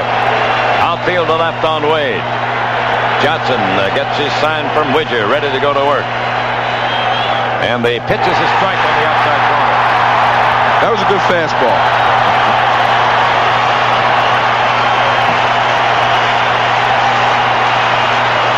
Two quick strikes on Boggs. Fernandez on second. Velarde at first base. Nobody down. Game tied 4-4. Ninth inning.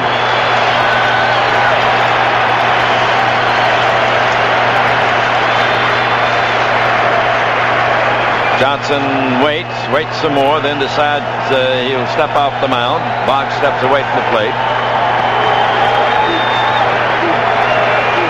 Widger down to give the sign. Strike two the count on Wade Boggs. Fastball, swing and a miss. Well, that's why they brought Randy Johnson in there.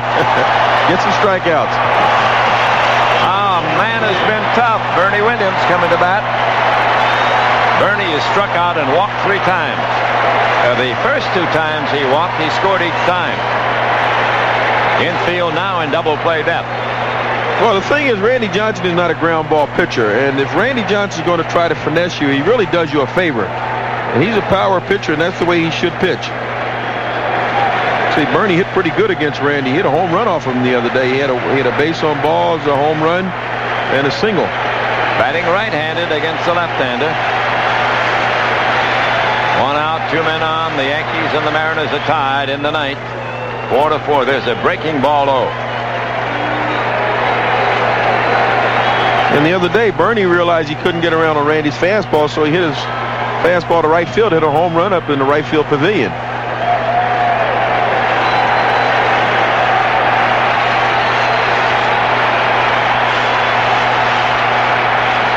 Johnson was ready, but Bernie Williams stepped out. Now we're about ready to get in sync again between these two in the ninth inning. Here's the pitch. He takes it. It's a low one. 2-0, the pass ball.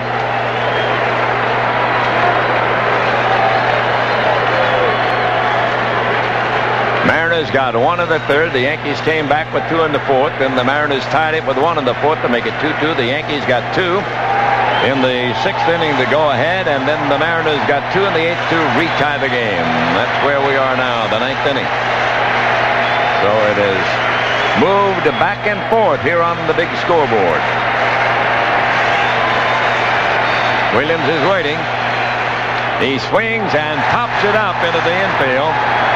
Infield fly rule is invoked, and the catch made by Joey Cora. 2 down. And now Randy Johnson has to get by Paul O'Neill, who has hit a home run with a man on and had a walk and scored another run.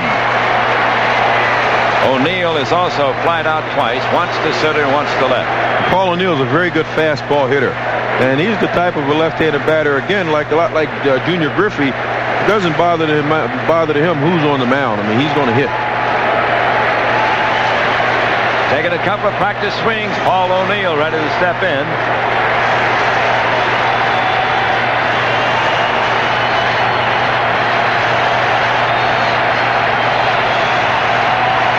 They're on their feet here in the Kingdome. 4-4 tie, 9th inning. Big curve strike. Well, that's where being 6'10" does have advantages. When you drop down in that three-quarter delivery, you're 6'10", and your left-handed pitcher pitching to a left-handed batter. The left-handed batter has a tendency to give a little bit. Now Randy trying to tamp down some dirt out there in front of his landing spot. Trying to get that settled in. Well, that's the landing spot that was created from the right-handed pitchers. Remember, Andy Bennett was out there, who also has a long stride. So here's O'Neill waiting on the left-hander. Strike one pitch. He swings and pops it up. That should end the inning. Widger, the catcher, under it in foul territory, has it. And the Mariners bat in the ninth inning against the Yanks, and they're tied to 4-4. You're listening to the Division Series from CBS Radio Sports. Hang on. This is an exciting battle to see which team will meet Cleveland for the American League Championship beginning on Tuesday. It is a 4-4 tie with the Mariners coming to bat in the last half of the ninth inning. And Randy Johnson, Hal Downing, did the job. He not only did the job, Ernie, that's a big moral lift to the Seattle ball club, because that bullpen really has been has caused him a little bit of trouble in this series, without a doubt. But when you get a guy like Randy, Charlton was struggling a little bit. He's been a little tender. Randy comes in and he gets those 3 big outs. Let's pause now 10 seconds for stations to identify themselves on the CBS Radio Network. The voice of St. Louis is News Talk 1120, KMOX, St. Louis.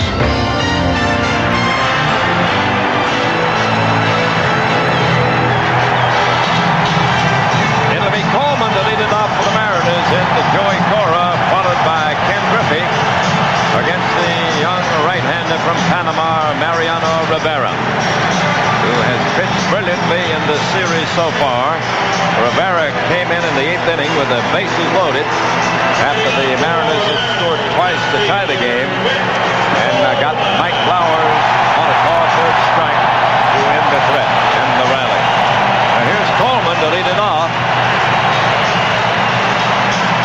Well, this pressure is squarely on the shoulders of the New York Yankees, and especially the young pitcher Mariano Rivera, because he not only comes into the 9th inning of the tie ball game, but he's now facing the top of this order. And Al, if you're a manager, you'd like to have a guy like Coleman leading off, because that's his job. That's his job, exactly right. When he gets on base, he causes havoc for the defense. He's gone 0 for 4 in this game. He's flied to left, flied to center, popped to short, and lined to first base. Rivera on the mound, ready to go to work, the rookie right-hander. Coleman batting left-handed, takes a strike.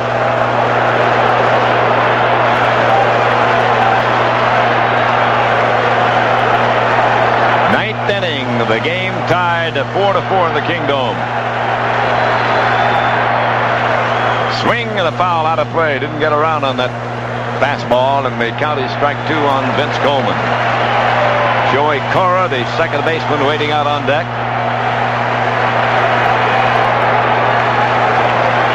Mariners with a pair of runs in the 8th inning tied the game. Then Randy Johnson came in after the Yankees had a double in the walk, and got the next 3 hitters to hold him off and give his teammates a chance in the ninth.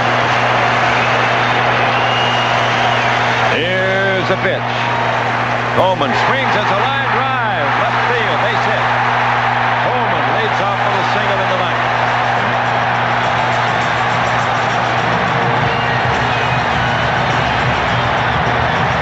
Joey Cora will be the batter with a man on and nobody down. He's had a home run in 4 trips. That's the 10th hit for the Mariners. Mattingly, the Yankee captain, coming over to talk with his young pitcher. Stanley, the catcher, wants to go out there. The pitching coach, Nardi Contreras, also makes his way to the mound, and the Yankees are getting their bullpen active.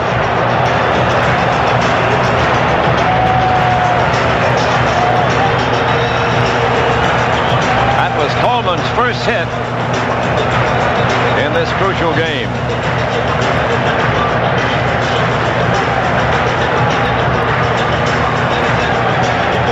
On the conference conference is still ensuing out there as Joey Cora waits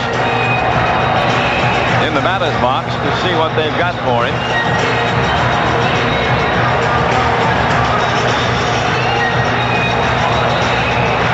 Contreras coming back to the dugout. We're about ready to resume action here in this 4-4 deadlock. Mattingly will hold on the bag with Coleman, always a threat to steal. Cora batting left-handed. Boggs in close at third. Fernandez and Velarde up a little bit out there at second base. Big lead for Coleman now. And the rookie right-hander sets and pitches. There's a bunt. It's in the air and foul, and nobody can reach it. Not high enough in its arc.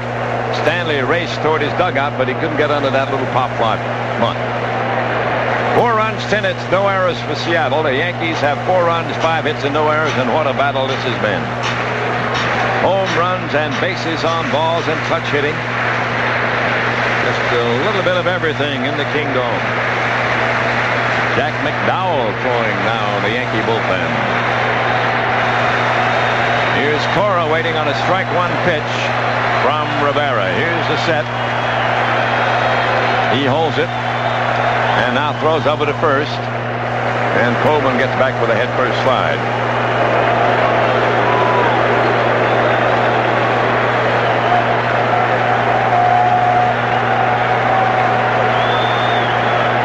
Strike one on Joey Cora. Good lead for Coleman at first base. Cora butts the ball toward first base. It's a good one. Mattingly fields it. He'll flip it over to Velarde, the second baseman covering the bag. And the sacrifice gets Coleman into second, and here comes Ken Griffey Jr.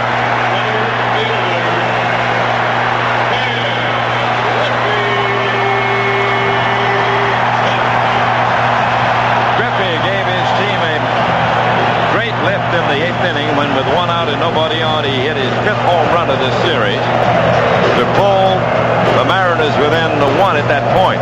Then they went on to score another run and tie the game. And now Griffey has a chance to win it with the potential run at second base.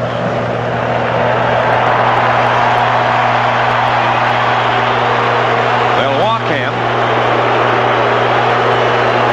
Edgar Martinez due up next. Griffey is getting an intentional pass.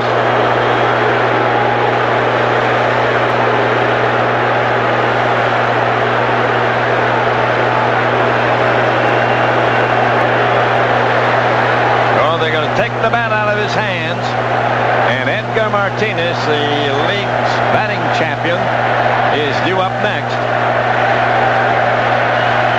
There's ball 3 to Griffey. Sets up a force at third. It sets up a double play. Waiting on the 4th one to Griffey, and there it is. He gets a walk. The Yankees had 2 on and nobody down in the 9th inning and did not score. And now Seattle gets its shot at New York. They've got 2 men on and 1 man down in the tie score in the 9th inning. And here comes Buck Showalter out.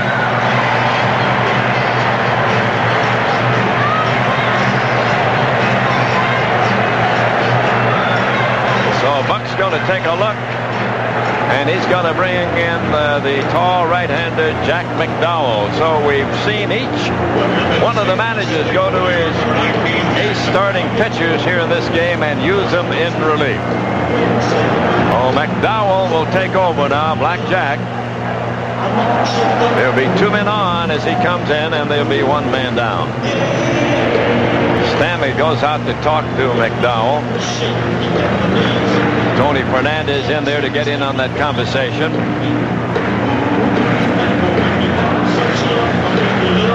McDowell has appeared in 1 game. He went 5 in a 3rd innings, and he yielded 5 runs. He suffered the loss in that ball game.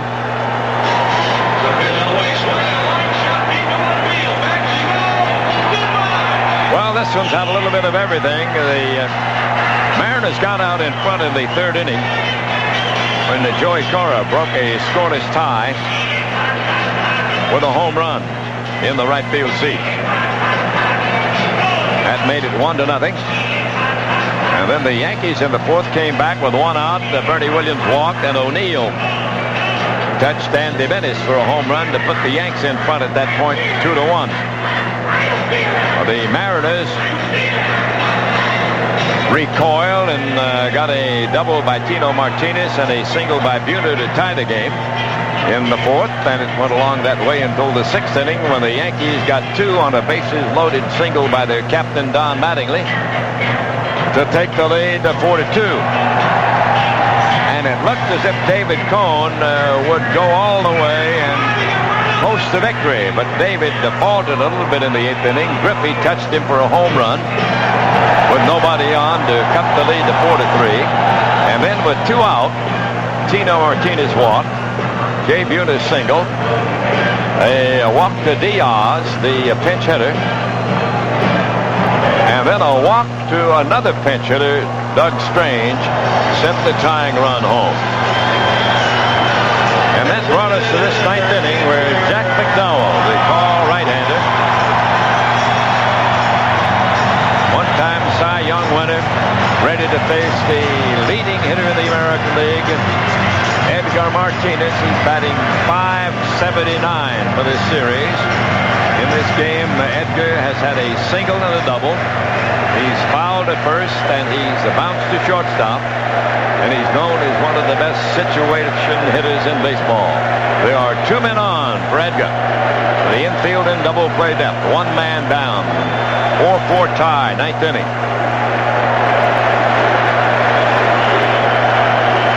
Outfield straight up. Here's he set by the tall right-hander.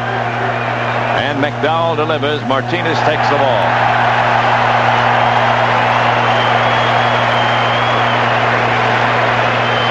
Now Stanley wants a conference with his new pitcher.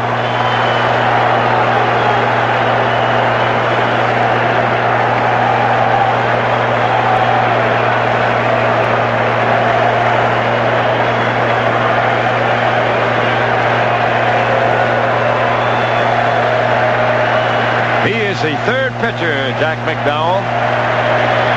Martinez in the batter's box. 1-0 the count on Edgar.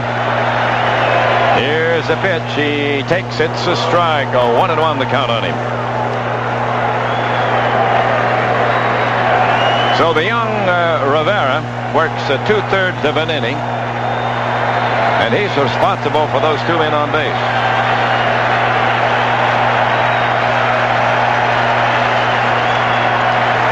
Now Martinez steps away from the plate. Digging in, waiting on McDowell. Here's the set by Jack. He turns, and Coleman gets back to second. There's no throw. Griffey the man at first, Coleman the man at second. It's Coleman who counts. He represents the game's winning run. Martinez digging in, waiting. 1-1 pitch. Edgar Martinez takes a ball outside. 2-1 the count on him.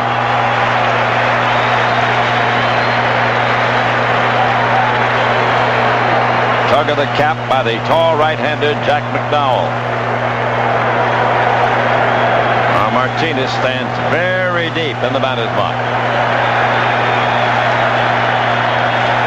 He's waiting. Here it comes. He swings and fouls it away. 2-2 the count on Edgar Martinez.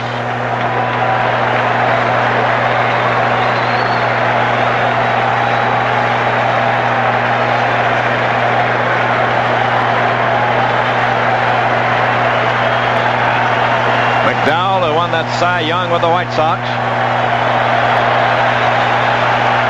Ready to go to work for the Yanks. 2-2 pitch. He swings and misses. Struck him out. Edgar Martinez fans, that's a big out for McDowell and the Yankees.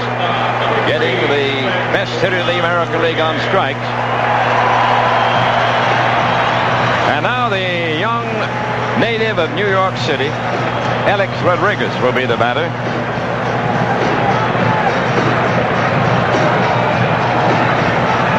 Just celebrated his 20th birthday back in July, Rodriguez. This will be his first time at bat. Tall right-hand batter, 2 men on, 2 men out, ninth inning, game tied 4-4, and he takes a fastball for a strike. Batted .232 in the regular season with 5 home runs and 19 RBIs. Also played 54 games at Tacoma before they brought him up. And Rodriguez swings, ground ball to shortstop. Fernandez has it. They throw to second. He's out at second base. They get Griffey on the force. And at the end of 9, it is a 4-4 deadlock in Seattle. Series on CBS Radio, the Yankees and the Seattle Mariners going into the 10th inning in a 4-4 deadlock. And we're mighty happy you're tuned our way. This is a great battle. And now we've got 2 pitchers who, one has won the Cy Young Award, Jack McDowell, and one who probably will win it, Randy Johnson, who each took over in the 9th inning and did the job for their respective teams. Each club in the 9th had 2 men on and had a threat to win it, but neither one able to get a man across the plate.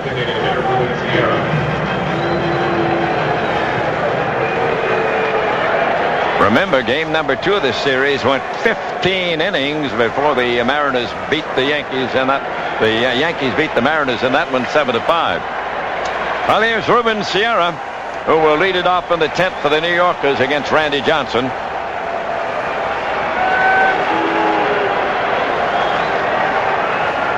Randy working in relief.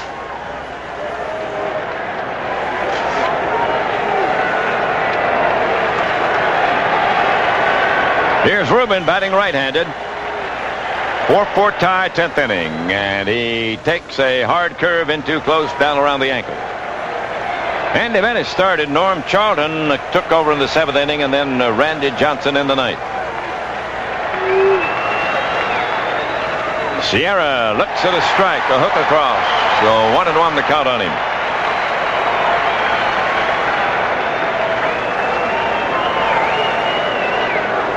Outfield deep around the left, the infield way back all the way around on Ruben Sierra. And Ruben takes a fastball very wide, 2-1. After Sierra, it'll be Mattingly, who knocked in the last 2 Yankee runs with a bases loaded double. That was back in the 6th inning to put him in front at that point.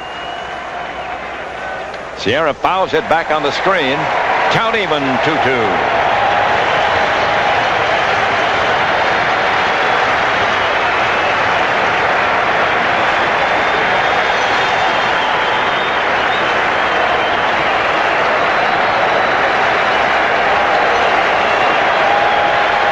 Sierra digging in, waiting. Here's the pitch by Johnson. He swings and pops it up. It'll be a foul ball off a third.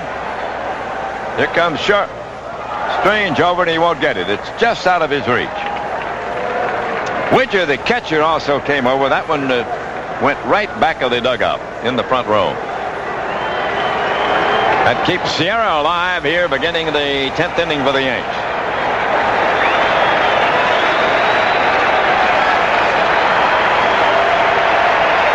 Yankees have 5 hits.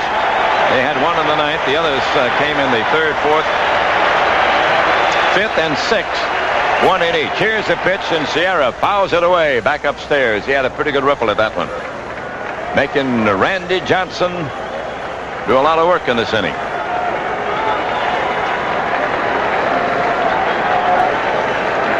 Back for the rosin bag goes Johnson. Crowd still on its feet here in the Kingdome in the 10th. And Sierra takes a swing. Did he go? Yes, he did. He struck him out. It was a dipping, breaking ball in the dirt, and he tried to hold up.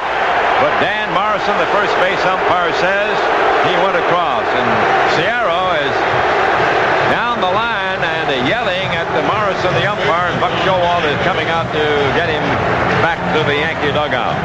So the DH, Sierra, strikes out.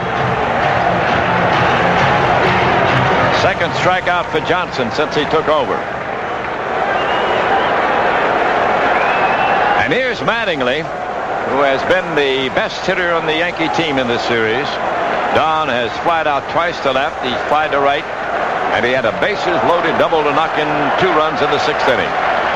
So it's Johnson against Mattingly here in the 10th.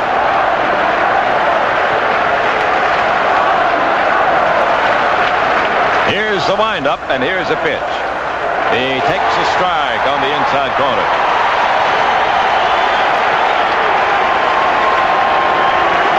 .32-year-old Randy Johnson trying to hold him off for the 10th inning. One out for the Yanks, nobody on the bases. Mattingly digs in to wait. He swings and misses.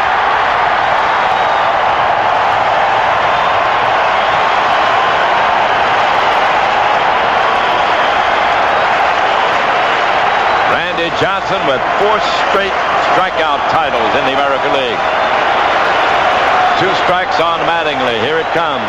He takes the ball very wide. Yanks have left 7 on.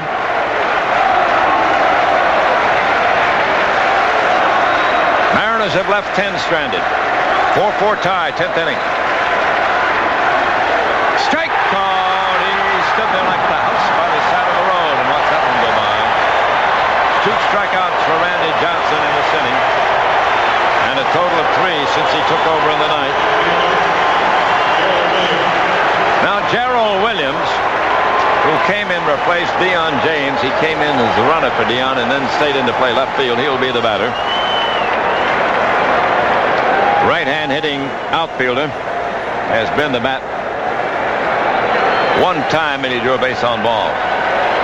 4-4 tie, 10th inning. It's a ball outside on Gerald. Native of New Orleans, Mr. Gerald Williams. In his career against Johnson, he has a .238 batting mark. And he fouls it away upstairs. Did not get around on that fastball.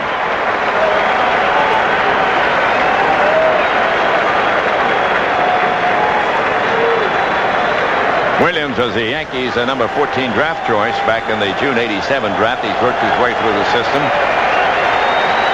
Right-hand batter waiting on Randy Johnson, and he hits a ground ball foul over.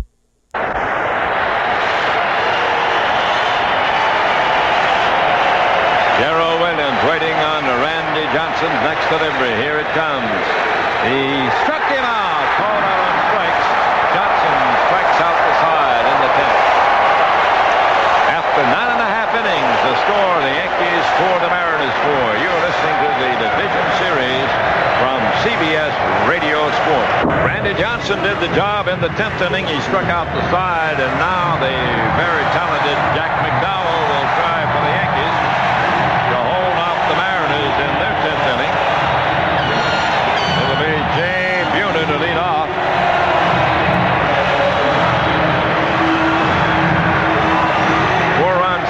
No errors for Seattle. The Yankees have 4 runs, 5 hits, and no errors.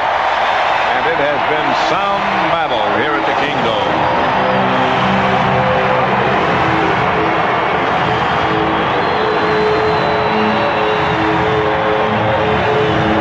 The RBIs for Seattle, Joey Cora with a home run, Ken Griffey with a home run, Jay Buhner with a single, and the pinch hitter Doug Strange with a very important RBI, a walk on a 3-2 pitch with the bases loaded in the 8th inning that tied the game.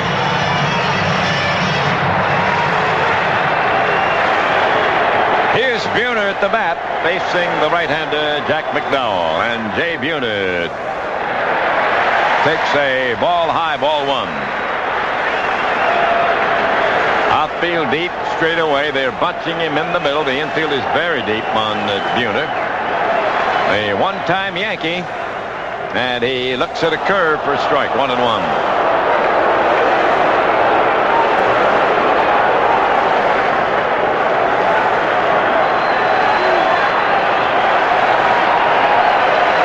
McDowell wheels and pitches. Here's a drive to left field, a base hit. Fielded by Gerald Williams as he raced over into the gap and cut it off, and Buhner is on with a single.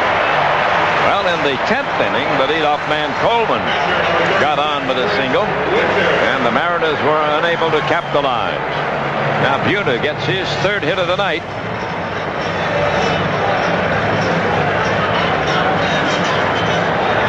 And Chris Widger, who batted .200 with 1 home run and 2 RBIs, will be the batter. The young catcher came on to replace the starting catcher, Wilson, and we're going to have a conference at the mound. Buck Showalter has come out. He's gathered most of his infield around him to set the situation and see how they're going to play it. And while they confer out there, let's pause 10 seconds for stations to identify themselves on the CBS Radio Network. Hi, Dave Strauss here. Trivia if we have time tonight. Otherwise, I'll be talking to you next week. It's 10 o'clock. This is KMOX in St. Louis. Well, the conference just about breaking up. And Chris Widger ready to step up there.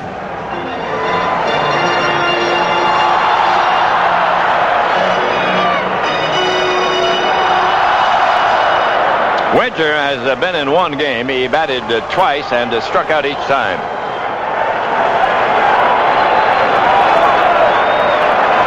Native of Wilmington, Delaware. Right-hand batting Widger. Low to first. And Abuna back with ease. No damage over there.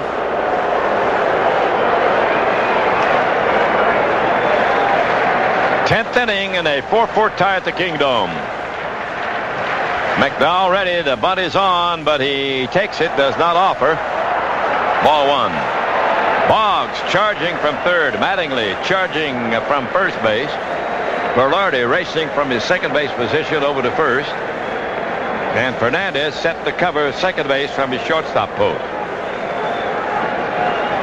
Sam Palazzo, the third base coach, coming in and settling things with Widger about what he wants him to do. Lots of changes in Lou Pinella's lineup. Made a lot of insertions with pinch hitters and pinch runners in this exciting ball game. We're in the 10th inning, tied 4-4. Widger waits. Here's the pitch. He squares. He bunts the ball. It is foul down the first base side.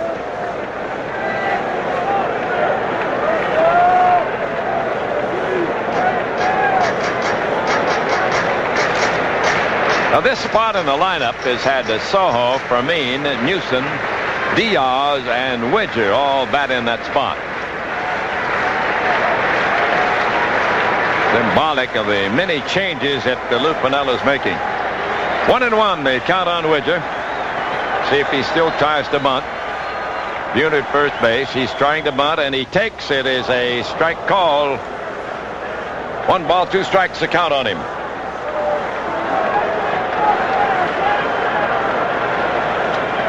Doug Strange, the third baseman, waiting on deck. He had a key at bat in the 8th inning when he walked with the bases loaded to get the game tied. Now Widger trying to do something with a 1-2 count against him. He is bunting, and there's a bunt that will roll foul down the first base side, so he'll be out. Bunting on his third strike. It goes foul. Oh, the putout will go to the catcher, that situation. And Buhner, who had reached second base, will be sent back to first. Doug Strange, the switch batter, who walked with the bases loaded to get the tying run in as a pinch hitter, will be the batter. Man on and 1 man down in a 4-4 tie.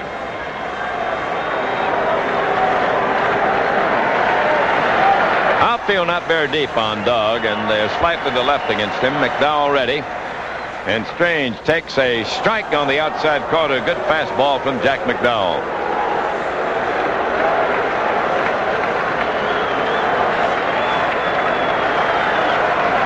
Jack looks in to get his sign from the veteran catcher, Mike Stanley.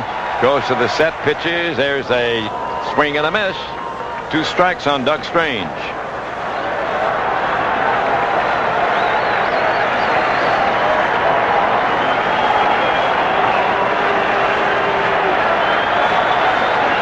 Bent at the knees. Strange leans in, waiting on the tall right-hander. Here it comes.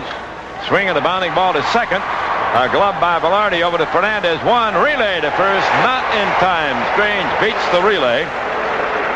And Buhner, who went in hard at second base, upended himself and seems to be hurt. He's down on one knee now. I think he hurt his ear. He is out at second. Strange is safe at first on the force out. There are 2 down now with 1 on. And Mike Blowers, the number 9 hitter, will be the batter.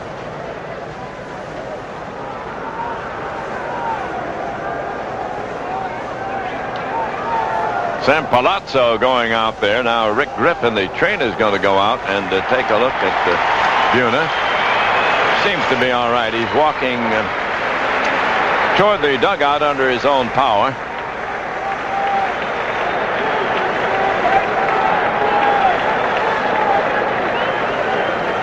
So now it's up to Mike Blowers, the number 9 hitter, dropped the number 9 for this game. He has fly to right, hit into force, and struck out the last 2 times at bat.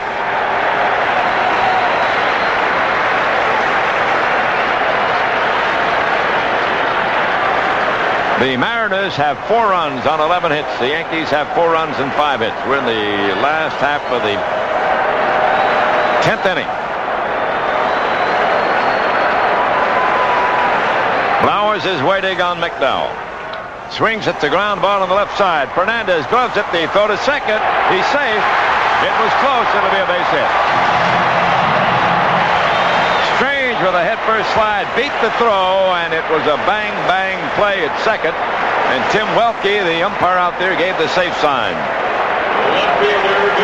Now Vince Coleman, the leadoff man, will come up. That will be a single for Blowers. That means in the last 2 innings, the Mariners have had 2 men on each time.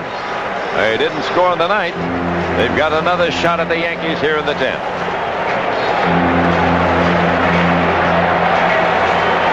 This will be the 6th time at bat in this game for the veteran Vince Coleman. He singled in the 9th inning on his 5th turn. His only hit. He'll be batting left-handed against McDowell.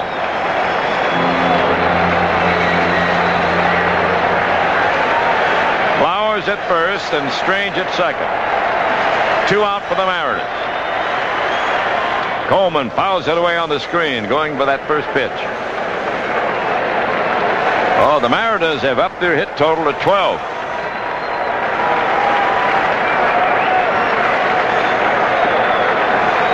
David Cone started for the Yankees. Mariano Rivera relieved him in the 8th inning. McDowell took over in the 9th. Nobody right now in either bullpen. Coleman waits on a strike 1 delivery. He swings, ground ball right side, fielded by Mattingly. The throw to second to Fernandez for the force on Blowers, and that ends the 10th inning. So at the end of 10, it's Yankees 4, the Mariners 4. You're listening to the Division Series from CBS Radio Sport. Dome in Seattle. At the end of 10 innings, it's a tie game between the Yankees and the Mariners. 4 runs on each side. Randy Johnson, the great starting pitcher of the Mariners, came on in relief. In the 9th inning, held off the Yankees, stayed in the pitch of the 10th, and now he'll go to work against the Bronx Bombers in the 11th. Mike Stanley, Tony Fernandez, and Randy Velarde, the bottom 3 in the batting order, is scheduled to go against Randy Johnson here in the Yankee 11th inning. Mighty glad you're tuned our way on CBS Radio Sports for this division series. I'm Ernie Harwell along with Al Downing. Right now, Al's down in the dugout. He was going to interview the winning team, but so far they've held him in abeyance. Here's Stanley at the plate, and the right-hand batting catcher takes the ball. A man with home run power. Johnson will have to be careful with him. A .208 hitter in his career against Randy Johnson. The big left-hander checks his sign and goes into action. It's a very wide one. A 2-0.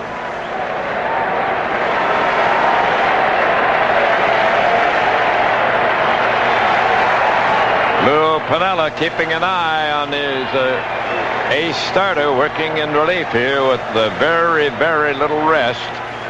And he fires outside the ball 3.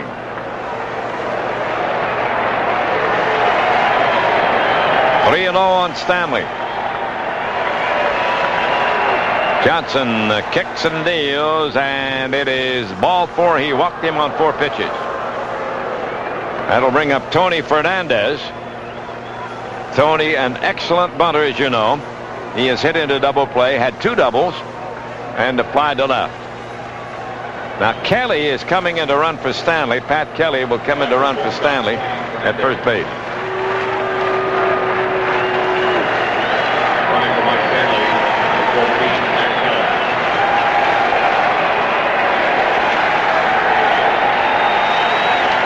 Kelly, the runner at first base. Fernandez at the bat. They're looking for the bunt from Tony. He's a switch hitter up there right-handed. Tino Martinez will hold on the bag over there at first with Kelly. He's trying to edge to a lead. Johnson sets and pitches, and Tony bunts the ball toward first base, fielded by Tino Martinez. He flips it to Joey Cora, covering the bag, and the Yankees sacrifice moves the pitch runner Kelly down to second base. Good bunt by Tony Fernandez.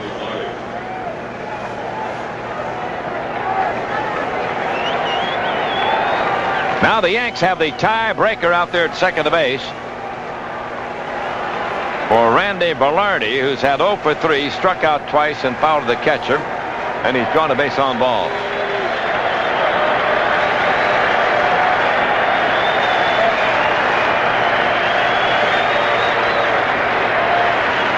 Here's the pitch. He takes, and it's a ball low.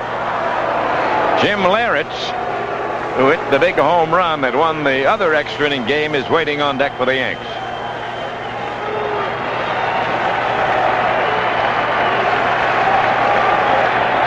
Boggs is scheduled next. There's a ground ball, left side, base hit.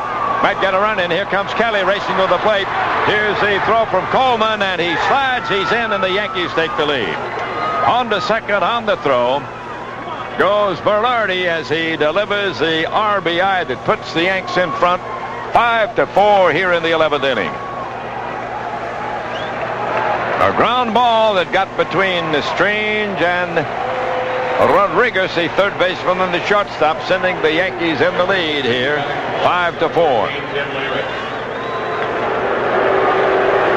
Lehretz, who hit the 2-run homer in the 7-5 Yankee victory, will come to bat now. He has a 167 average in this series. Strong right-hand batter. Man on second, Velarde.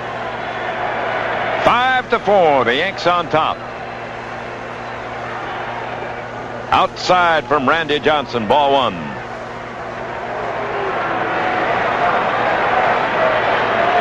Lehretz standing fairly deep, bent at the knees. That home run was his only hit in the series, 1 for 6 times at bat.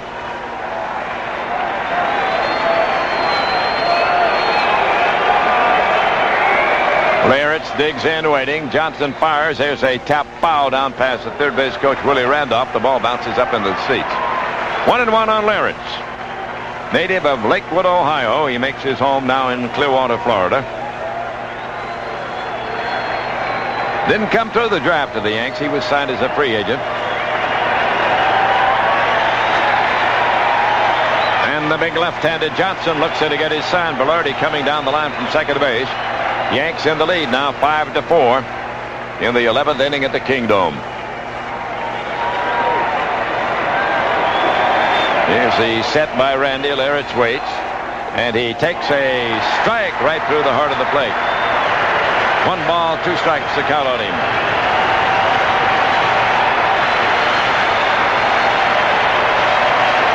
Crowd on its feet here in the Kingdome.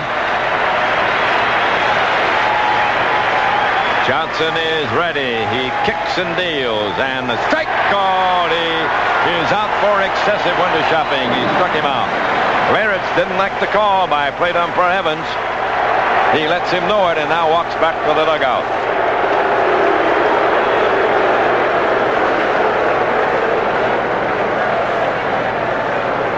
Well, here comes Lou Piniella out. We see whether we get a pitching change or not.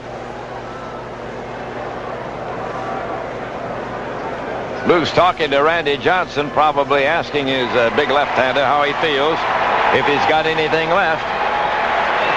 He said in his last game, in which he was victorious, that he was going on empty right at the end of it. But he got enough on that one to strike out Larich and make it 2 down, and Pinella's going to keep the big guy in there. 5 strikeouts by Randy since he took over. Bernie Williams will get an intentional walk. Ball 1 outside on Bernie, the switch batter batting right-handed. This will be his 4th walk of the game. The first 2 times that Bernie walked, he scored runs. That was off the starting pitcher, Andy Bennis. Now they're going to put him on and pitch to the left-hand batting O'Neill. That's the end of the process. He gets a free pass. It'll be the 2nd walk issued by Randy Johnson.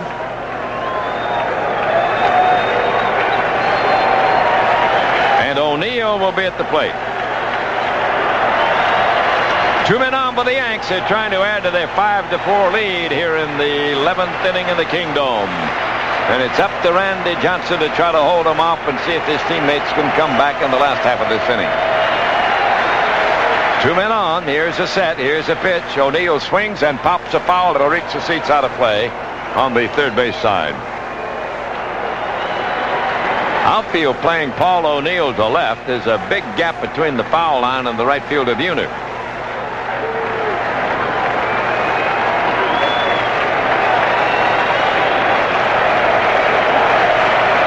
Velarde, the man on second. Bernie Williams on first. The pitch is a curve outside, a 1-1 on O'Neill.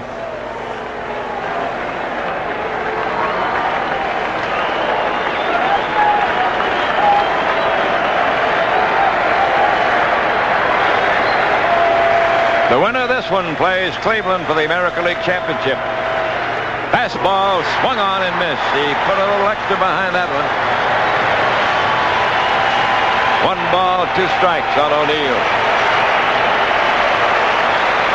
The Yanks have scored here in the 11th to take the lead. They did it on a walk, the sacrifice, and an RBI single by Randy Velarde.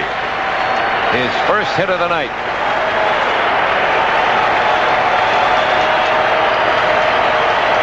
Johnson is ready. He kicks and fires. There's a foul out of play. He fought off that fastball and fouled it upstairs. Good fastball hit him, but that was in on the hands, and he did well enough just to fight it off.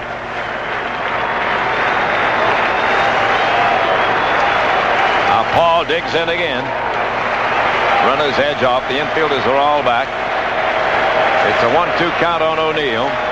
He swings and fouls it away. Just got a piece of that one. He didn't get a very good swing at it.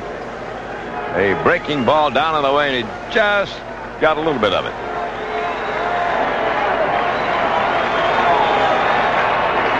Well, Johnson gets a new baseball to work with here in the 11th inning with the Yankees on top 5-4.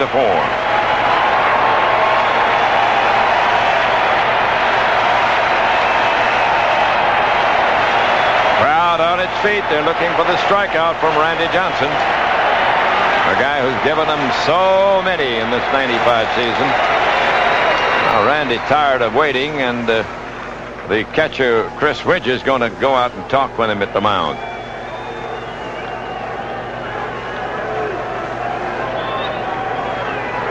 If the Yankees win this game, they'll go on to Cleveland and open the championship series on Tuesday.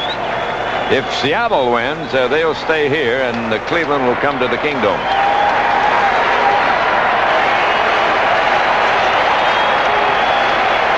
O'Neill waiting on a 1-2 pitch. Here it comes. He struck him out, a called third strike. He blew it by him, and Randy Johnson gets that strikeout again. But the Yankees have scored a run. And as we go to the last half of the 11th, it is New York 5 and the Mariners 4. You're listening to the Division Series from CBS Radio Sports. Now a great baseball story presented by Buick. When it came to intimidating pitchers, Ty Cobb had no equal. More after this. If you think the imports have no equal, take a good look at the Buick Regal. It's got a full count of features, like available remote keyless. The Yankees have a 5-4 lead. It'll be Cora, Griffey, and Edgar Martinez, the 3 scheduled batters.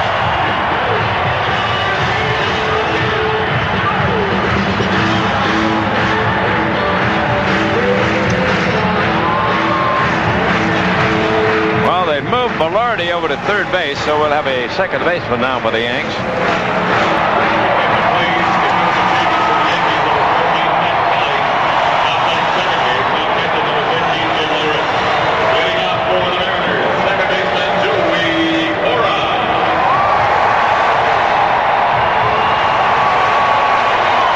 Cora will lead it off.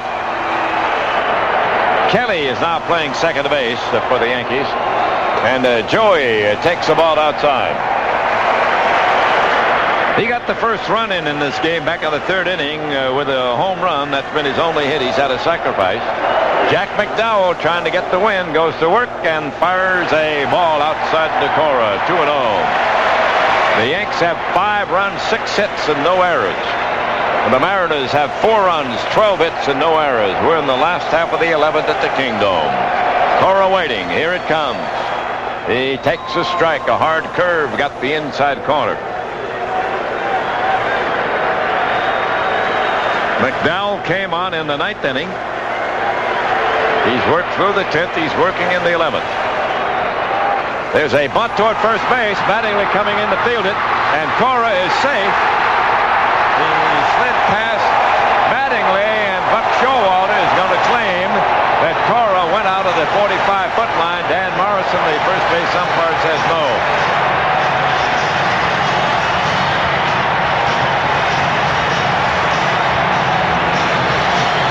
Cora leads it off with a bunt single.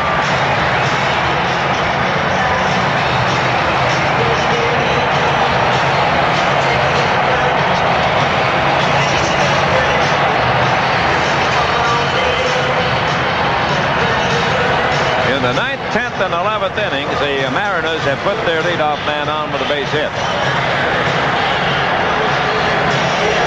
So far, they've not been able to capitalize on that. Now, Ken Griffey will be the batter against McDowell. He hit his 5th home run of the series in the 8th inning. Left hand batting outfielder at the plate against Jack McDowell. Cora at first base. Mattingly will hold on the bag with him. That'll open up a gap for Griffey down that first base side. Yankees lead it 5-4.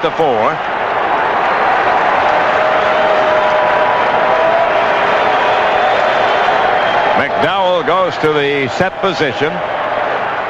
The pitch is a ball outside. He checked his swing on a pretty good pitch. Laritz is now catching. He came in to bat for Boggs and stayed in to catch.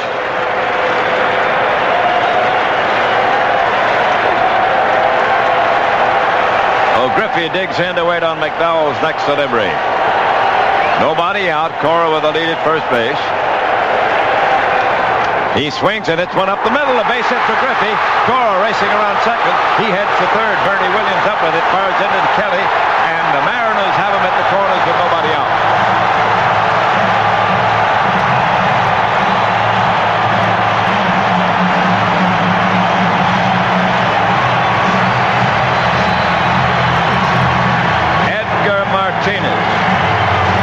The batting champion coming up. Edgar has 2 hits in this game. He's had a single and a double the last 2 times the Yankees have got him out. It was McDowell pitching to Edgar Martinez in the 9th inning. The first man that Jack faced, and he struck him out. Now they've got the infield in double play depth for the Yankees. 5-4, they lead. Throw to first and Griffey back. Griffey on first. Cora at third, both good runners. Martinez is at 286 in his career against Blackjack McDowell. Now right-hander against the right-hander. And the pitch. He takes a strike. run at third. The potential run that would win the game is at first base. Nobody down for the Mariners. They're batting in the 11th inning. Yankees lead it 5-4. The pitch. Swing. Base hit. Left field. Here comes Cora. He'll score. Here comes Griffey. Rounding third. He's being waved home. Here comes a relay from Fernandez. Slides. And the Mariners win it in the 11th inning on a base hit by Edgar Martinez. A thrilling finish, and they will battle the Cleveland Indians for the American League Championship. The final score, Seattle 6 and the Yankees 5. You're listening to the division series from CBS Radio Sports. We dropped a skydiver off the good. Another thrilling finish in this series, and the Mariners win it on the base hit by Edgar Martinez, sending 2 runs home and beating the New York Yankees and giving Seattle the right to play the Cleveland Indians for the American League Championship. Heroes abound here for the Mariners. Edgar Martinez, who led his team in hitting throughout the series, capped the climax of that base hit that scored the 2 winning runs. And don't forget Randy Johnson, the big unit, the left-hand starting ace, who came on with almost no rest at all and worked in the bullpen and held off the Yankees in those final moments. Let's go now to Al Downing, who's in the dugout of the Mariners. Thank you very much, Ernie Harwell. We have with us Vince Coleman. And Vince, this has to be really sweet for you. I mean, after years with St. Louis, and now you're here with the Mariners, to see them come back like that. Oh, it's unbelievable. I mean, I think when we came home against that Texas in the Oakland series, it's been ball games simplified just how you saw it today. We fall behind, but we battle to come back, and these guys are gamers. They never gave up. And this is the most fun I've had in baseball in 11 years. And when you came up and you hit that, you got the leadoff single there, did you think there was a chance that maybe you would score in that inning? I just knew at that time that the ball game was over. I was kind of waiting for a pitch for him to throw a curveball, but he kept throwing nigger fastballs. I said if he keep throwing him fastball, he was bound to hit one, and he struck him out that at bat. He came up in this situation here. I said there's no way he's going to strike him out now. Well, Joey Cora had to be an inspiration. I mean, this guy here, he came up unheralded, laid down a bunt 2 days in a row to get the rally going. Well, he do whatever it takes. I mean, he's a gamer. He figured in that situation there that Manlin was playing pretty deep, and I told him when he went up to bat, think about it, if he get ahead in the count when he knows he's going to get a fastball 2-bunt, something that he can handle, and he laid it down perfectly. You play with winning championships and organizations in St. Louis. You think maybe this organization is on that road now? Yeah, I think they are. If we continue to have the team keep the chemistry that we have right now for the next 4 or 5 years, you can dominate the West. Ernie, you have any questions for Vince Coleman? Well, just congratulations to Vince, and I think it's a great victory, and you guys just never seem to give up.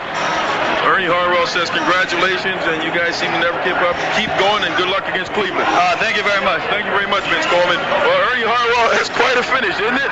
It was a great finish, Al, and the big hero, Edgar Martinez, I guess, because he drove in the 2 runs that won it for the Mariners, but you've got to give a big tip of the hat to the big unit, Randy Johnson, who came in with that very little rest and held off the Yankees and managed to pick up the victory. The losing pitcher is Jack McDowell.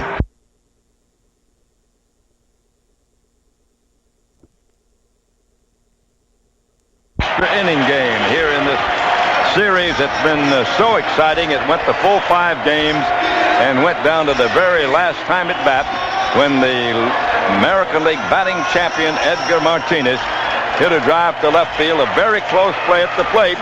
The relay not in time to nip Griffey, who had scored behind Joey Cora, and gave the Mariners the right to meet Cleveland for the American League Championship. Let's pause now 10 seconds for stations to identify themselves here at the Kingdom. I tell you, it has been a great finish for Lou Piniella and the Mariners in the 19th year of the franchise history here in Seattle. They had never been in the postseason game, and they've done it up beautifully here with a victory over the New York Yankees. So Cleveland will come to Seattle And the Indians will meet the Seattle Mariners in the first game of the best of 7 here. Al Downing, you're still down there in the dugout? I'm still down here, Ernie. All right, who are you talking to? Well, everyone's going inside now. They're going inside to celebrate. Well, give us some of your observations now as a former big league pitcher. You pitched in big games like this, and how do you feel about watching it and seeing these guys come through like this? Well, I think this is what championship baseball is all about. I mean, Randy Johnson deserves a great deal of credit because here's a man who comes in, as you mentioned, he pitched Friday and he came back and he gave it everything he had for 3 innings. They scored a run off him, but nevertheless, I'm sitting right behind home plate, and I realized this guy, if he pitched in the National League, was probably strike out about 350 batters because the umpires here in the American League really don't give him the low strike. And he threw some pretty tough strikes down there that were called balls, and that keeps him in trouble repeatedly. But nevertheless, it was a gutty effort by the entire ball club. I mean, Joey Cora coming up with that bunt there and beating it out to first base. Ken Griffey scoring from first base on the hit by Martinez. When I saw Griffey round second base, I thought for all intents and purposes he would stop at third, but he wasn't to be denied. He was going to score. Yeah, he just kept on chugging through. And what about Piniella going out there the last inning? It looked for a moment like he might take Randy Johnson out. I guess he talked to him and said, have you got anything left, didn't he? Well, I think he was talking to him about pitching to Bernie Williams because Bernie Williams is a tough right-handed batter. He had the man on second. He figured, first off, don't take a chance to let Bernie beat you. You have a left-handed batter on the deck. Paul O'Neill. Paul's a good hitter, but nevertheless, Randy, when he doesn't have his good fastball, also has competent enough breaking stuff to get left-handed batters out. And David Cohn, Al, pitched a good, strong game until he had a little weaknesses with his control there in the late stages. Well, David Cohn pitched an excellent ball game, and unfortunately, there had to be a loser in this series, but you can't say that anyone really really was a loser. You can say only that Seattle won this series. Well, I think that's a good way to put it, Al Downing, and are you coming back up here? We're going to see you again? What's going to happen? I'll be back upstairs. All right, we look forward to seeing you. All right, thank you. Yes, sir. It's been great to work with Al Downing on this series. And now let's give our stations a chance for a message, and then we'll be back in just a moment. This is Mark McEwen. Monday on CBS This Morning, Harry Smith plays chess with a master, and he's only 11 years old. What do you think you want to be when you grow up? World champion. World champion. Chess player. Yeah. Wonder Kids. See what makes them so special. Plus, on Tuesday, financial advice you can count on from Ken and Daria Dolan. All that and more on CBS This Morning. Are you feeling down and depressed? You may be able to get immediate help by calling Incarnate Word Hospital's Day Treatment Program at 865-6684. Incarnate Word Hospital, specialists in health care for the older adult. More Nissan Jeep Eagle, part of the More Autoplex. Manchester Road at Clarkson, just 12 minutes from Highway 40 and I-270 via Clarkson Road. Inventory clearance sale going on now. And good evening, everyone. This is Dave Strauss with Trivia. Be here until 11 o'clock, at which time it'll be Costas Coast to Coast. You heard a good one here, extra innings. Seattle, Griffey scoring. I'll tell you, that was wild. I didn't know where my allegiance was. Hoping for more innings or getting the game over. But we have enough time here to take a few calls. We will abandon the normal approach tonight because of the shortness of the program, but 436-7900 is our local number, and of course toll-free 1-800-925-1120. And if at all possible, we'll try to give away an adult prize pack and a kid prize pack. I can see that there are already a few callers getting aboard. What we'll do is we'll take